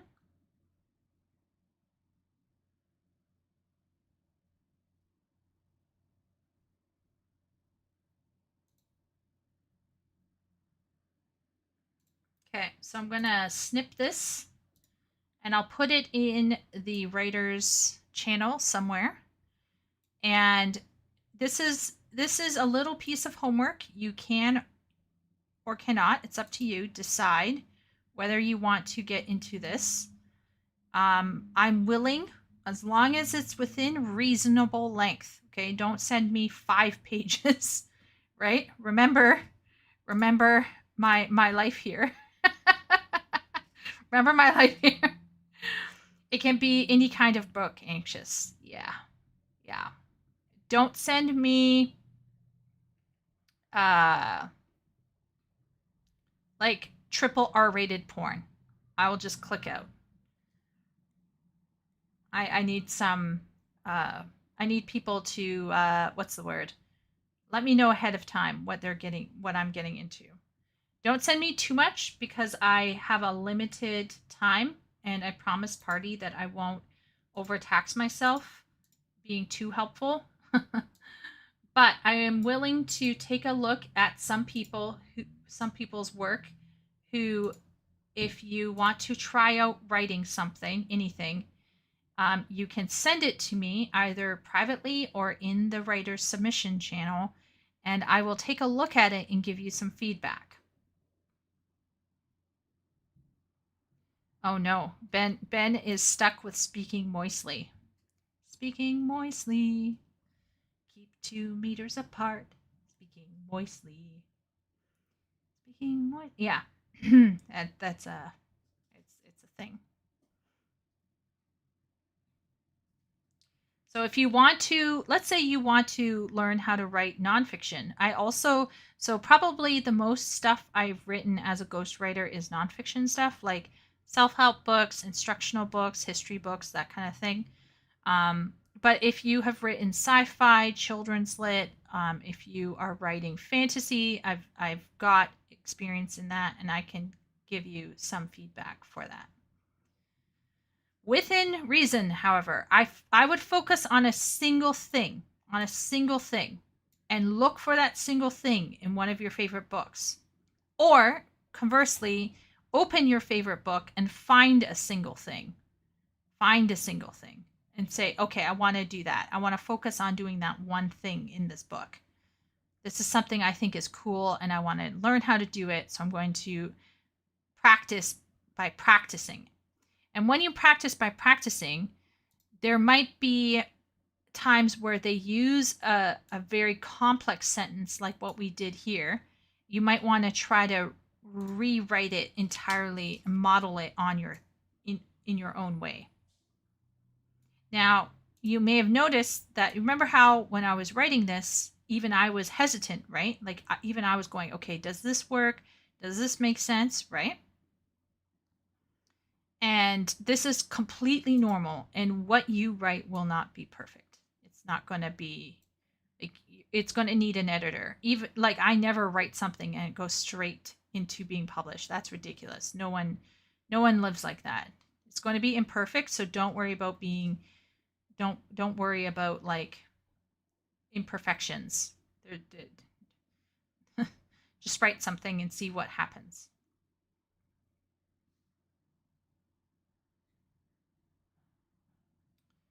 And therein, our lecture has ended. Wow, look at that. Does chat think I should maybe post these lecture notes in somewhere?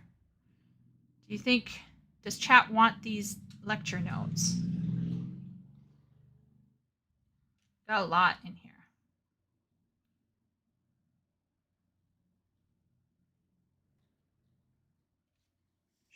Should I put lecture notes in? Hello, future me. I don't even know what hello, future me is.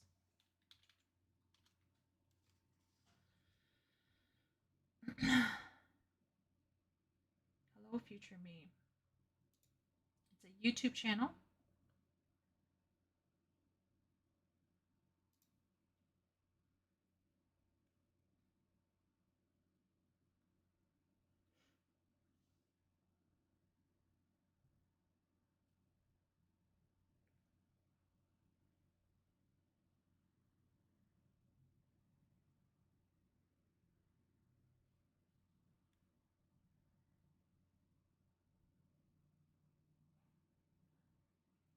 Nope, I have not.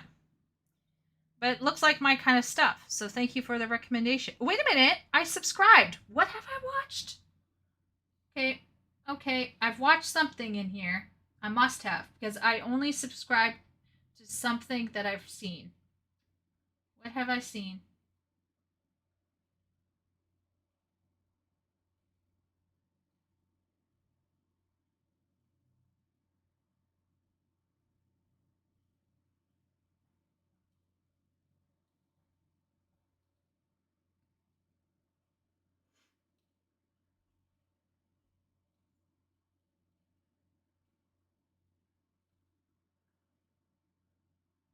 When did I subscribe to them? What have I watched? Nani.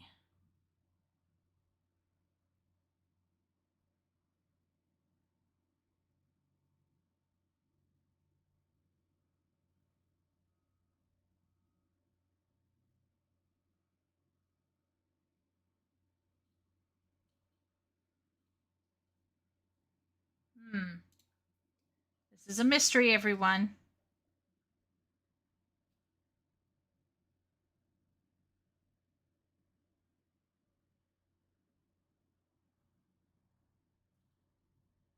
Okay, so I have these notes written down on a notepad, but obviously as I was typing them out for you all, they're now digitized, more or less. So I shall save them. Put them under YouTube. Writing lecture notes. 1. Reading as a writer. It is very possible I watched one of the last Airbender videos. It's possible. It's possible. Or maybe one of the Lord of the Rings, because I'm into Lord of the Rings. Maybe the Rings of Power thing.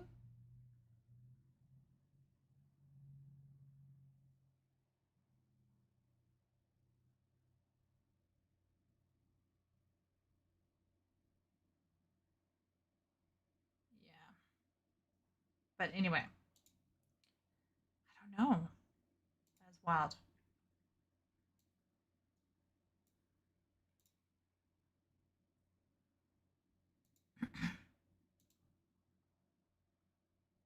But hey, Hello Future Me might be on the same in the same kind of area of thought and stuff. So I'll have to go back in and see what it is that I actually watched from them. Okay, so it's almost 5:30 my time, and I'm pretty sure all of the Europeans are wilting like dying flowers. So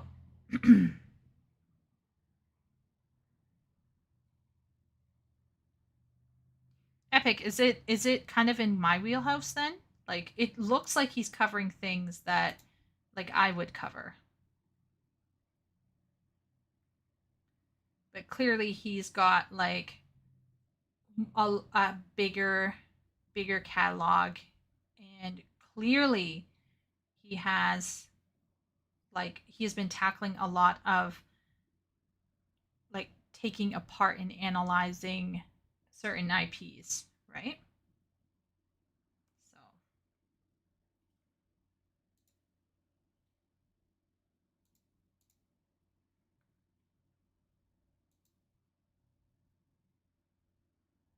okay. Okay.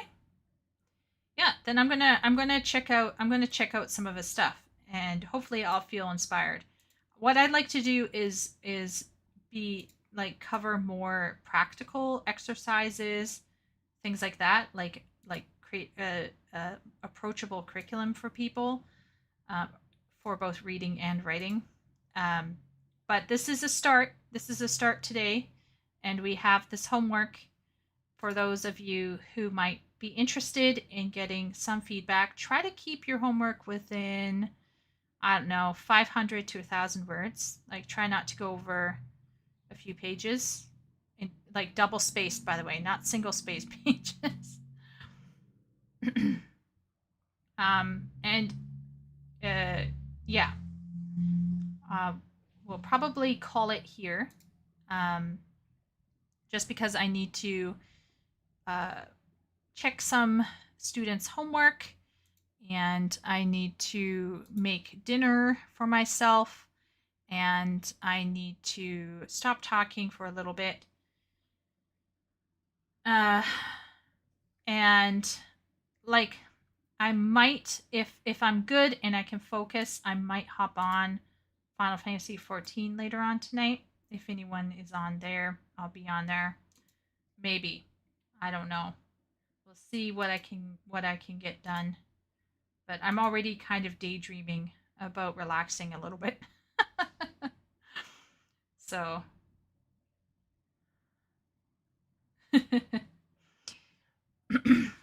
Ben, more streamer. Oh, poor Ben. He just got off of work. Make sure to take a break from everything. Is this party low key telling me not to log into Final Fantasy 14?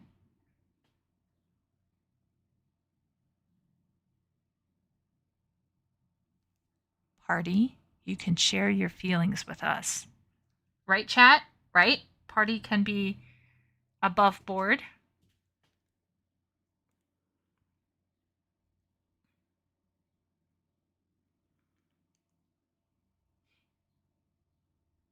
I loved Bram Stoker's Dracula.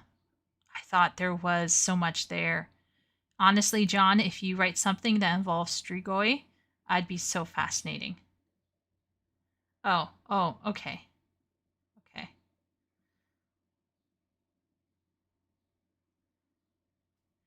Yeah, Ben. Yeah.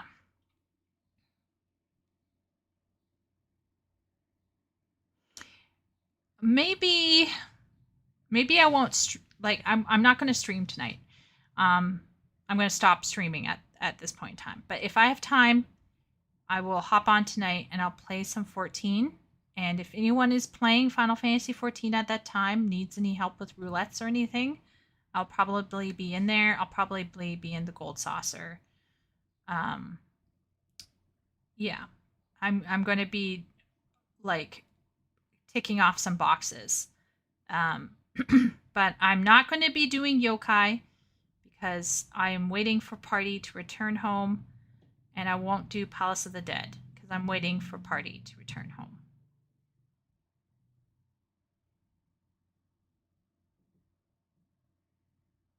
Interesting.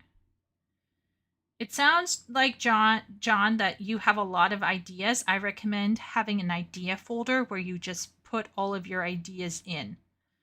And then you just leave your stuff to percolate until your skills are up to handling your ideas. You don't want to kill your idea with incorrectly developed skills.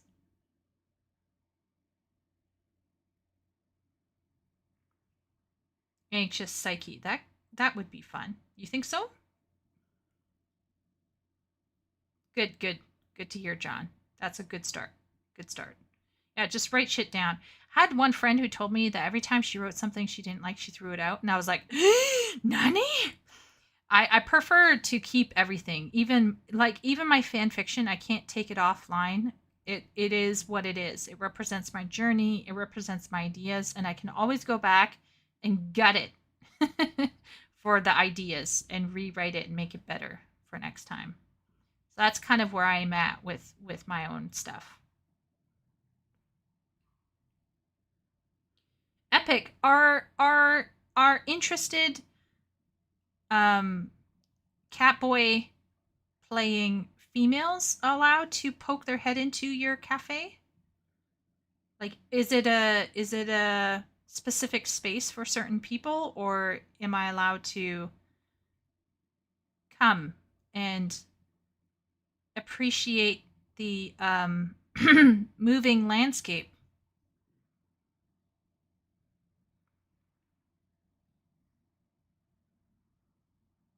Like, if I came as my Catboy, would that be all right?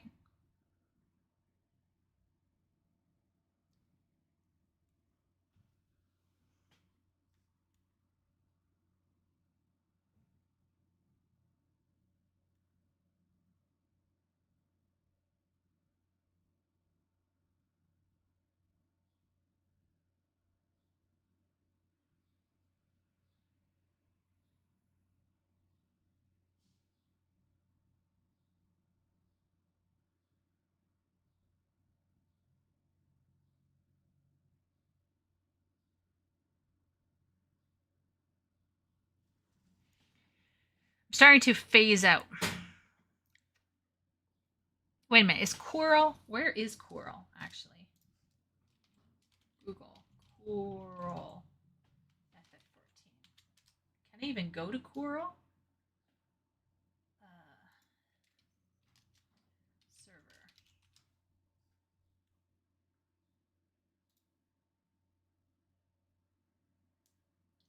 Oh, wait a minute, I can! I'm gonna find out a way. It's 18 plus. Oh, will I be seeing? I'm.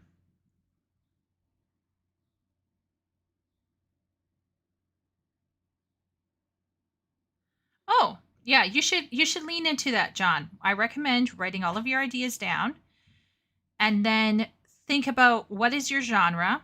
How old are the people going to be who are going to read your stuff?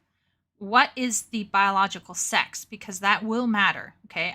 Once again, I don't want to be sexist here or like any kind of weird shit, but like if you're writing for male readers, you're going to need to be way more graphic and detail and really hone your sensory capabilities. So if you can get your sensory details up, if you can like make your characters sound like men when you're writing your dialogue. So you might want to read war books like All Is Quiet on the Western Front, and then you'll want to read something like Bram Stoker. And so you think about it. So remember what we listened to with the girl. You're going to think about how would you market that. So it would be like Bram Stoker's Dracula meets All's Quiet on the Western Front. And yeah, so you need to sit down and do all of that research. It reminds me of Helsing is what it reminds me of. People do get flirty, but we tend to put the real NSFW in private rooms. That's fine. That's fine. Can't be it like I'm fine. I'm just curious. I want to poke my head in and see what these people are. Although you're probably seeing a whole other world with your mods. Bye, party. Thank you for coming. I'll see you on Saturday or Sunday. Probably Sunday. Let's all be real. Probably on Saturday. Let's all be real. Goodbye Party. Yeah. So John Manoli, what I recommend is focus on skills. Your writing skills in small chunks, and then think about your big idea. Honestly, it's like this one person I knew who had big dreams about making art and stuff, and these kinds of dreamers, shall we say, can end up spending money on things they don't need right away.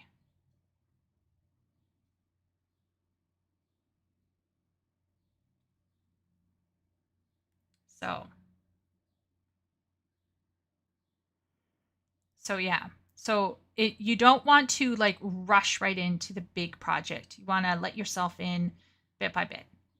That's my recommendation, John Manoli.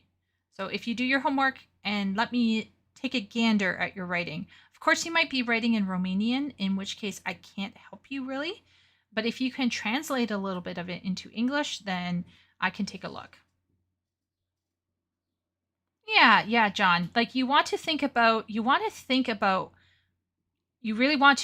about what is shown and what is explained within war fiction. Right? You want to lean into that realism, but then add in that horror. That's what I'm imagining. But once again, only you can know. You got to suss it out and analyze it.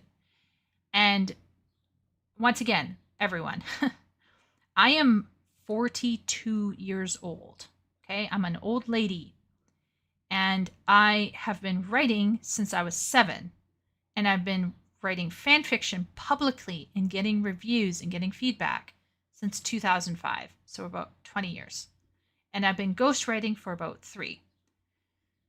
So what I am trying to hopefully very gently and compassionately, what I'm hoping to tell a bunch of you is that you are not going to achieve whatever you're going to achieve within this year. If you're coming from nothing, you're probably going to require a lot of time. So like give yourself time. Don't panic if you can't get it perfect and done like this year or even the next. This is for some of you, this is the start of your journey. So like don't crush yourself here. Start small, start with bite-sized things, work on the small things, and then you can take those small things and build it into something bigger.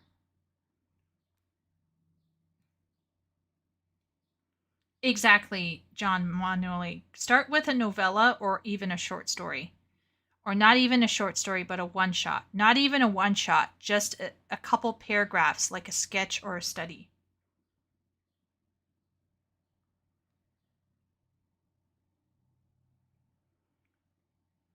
Well, I recall talking with Johnny, and Johnny shared with me that he felt like he has better publishing chances if he publishes in English. And my feeling is yes, you do have better publishing chances or self-publishing. If you self-publish in English, your audience probably widens exponentially. So if you can in English, if you can make it happen in English, I would recommend doing it in English.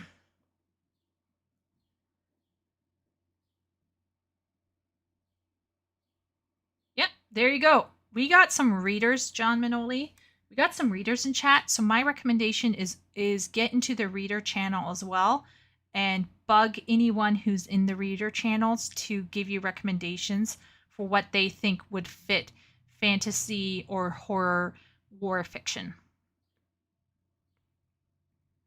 So just get up in there, and I'll try to do some research and look at my book lists because I have book lists of books I've read, and I'll see if there are any war fiction classics that you should be perusing.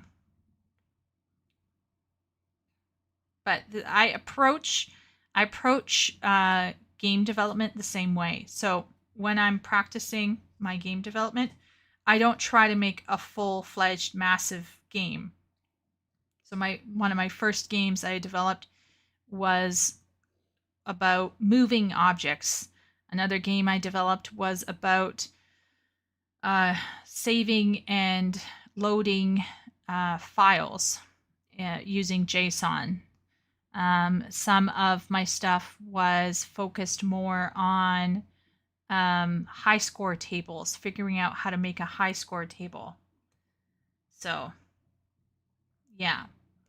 So even my own game development projects are not intended to be massively huge in terms of like, oh, it's going to have everything. My game development projects even just focus on one game development skill at a time. So even when I'm studying something that is not writing, I'm applying all of these approaches to whatever I'm trying to learn. And it's worked for me thus far. Well, it was working. I've run into an issue with saving inventory. But I got an inventory working, but I haven't got saving inventory down yet. So I'm gonna figure that out. Powder Mage Trilogy is about mages who use gunpowder as their source of magic, and it's American Revolution era in their technology level. Oh. Powder Mage Trilogy. Can you write that up in reading channel Epic? I would appreciate that.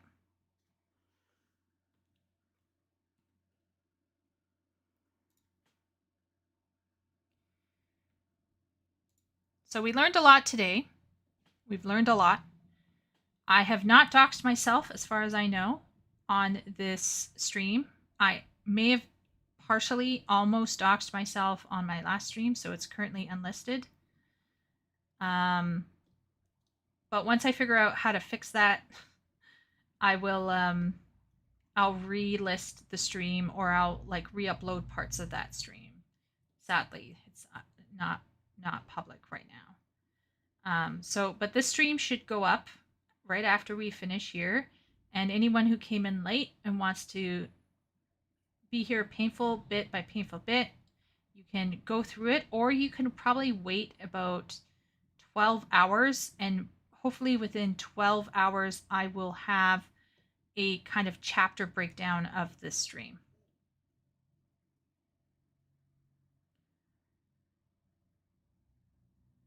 Okay, so John Manoli is already showing good instincts. That's great. That's some good instincts there, John. Yeah, I think you're on a good trajectory. You just gotta get to writing a lot and reading a lot. Just read and write a lot. I've been reading more lately, which I do at night when I should be sleeping. So actually, that breakdown that I did has been a lie lately. I've got black circles around my eyes. My avatar should have dark circles around her eyes to denote how wiped out I am. But yeah, and I'm actually working with an artist on Fiverr to create a VTuber avatar for Chieko. And she may look just about as grumpy as she does in this avatar, but she'll have more motion, hopefully. Yeah. Okay, let's end it here, everyone. I'm getting tired. I'm talked out. I'm tapped out. I'm yawning. Oh. I'm very tired. I did a late stream last night where I streamed 7 hours. And then I ended up staying up till 4:30 talking with Simulacrum. Yes, I've heard of Stephen Crane, actually. Yeah. And now my eyes feel like sunken craters. I'm kind of peopling myself out to a certain degree. So I'm going to go and chillax and think about dinner plans and things. Thank you, everyone, for coming to this little lecture. This little lecture you know, just a small little lecture. How long did it go for? How long are we looking at here? I can't even tell. Feels like a long time. Feels like a very long time, actually. Holy moly. I can't even tell. How many, I don't even know. Oh my gosh, it's probably over 4 hours. Holy moly. Oh my lord. Epic. I'm here to tell you I live in the Canadian version of the Bronx, actually. Like, we get people shooting up people. We have, like, people literally shooting up crack in, like, where I live is like white trash central. It's the armpit of Canada, literally. And that's all I'm gonna say. Sorry, I dozed off in my chair because I didn't sleep. Simulacrum, you and I was just saying my eyes are like craters. OMG. Simulacrum, get some rest. Have a good time, everyone. Thank you for coming, everyone. And I will see you on Sunday night. Sunday night, we're going to be doing reactions of some kind, I think, as long as I'm not like burned out. We'll probably be doing some kind of wow reaction, I think, but I can't promise for sure. So that's about it. And and I will see everyone next time on Sunday night. So take care, everyone, and thanks for coming. See y'all.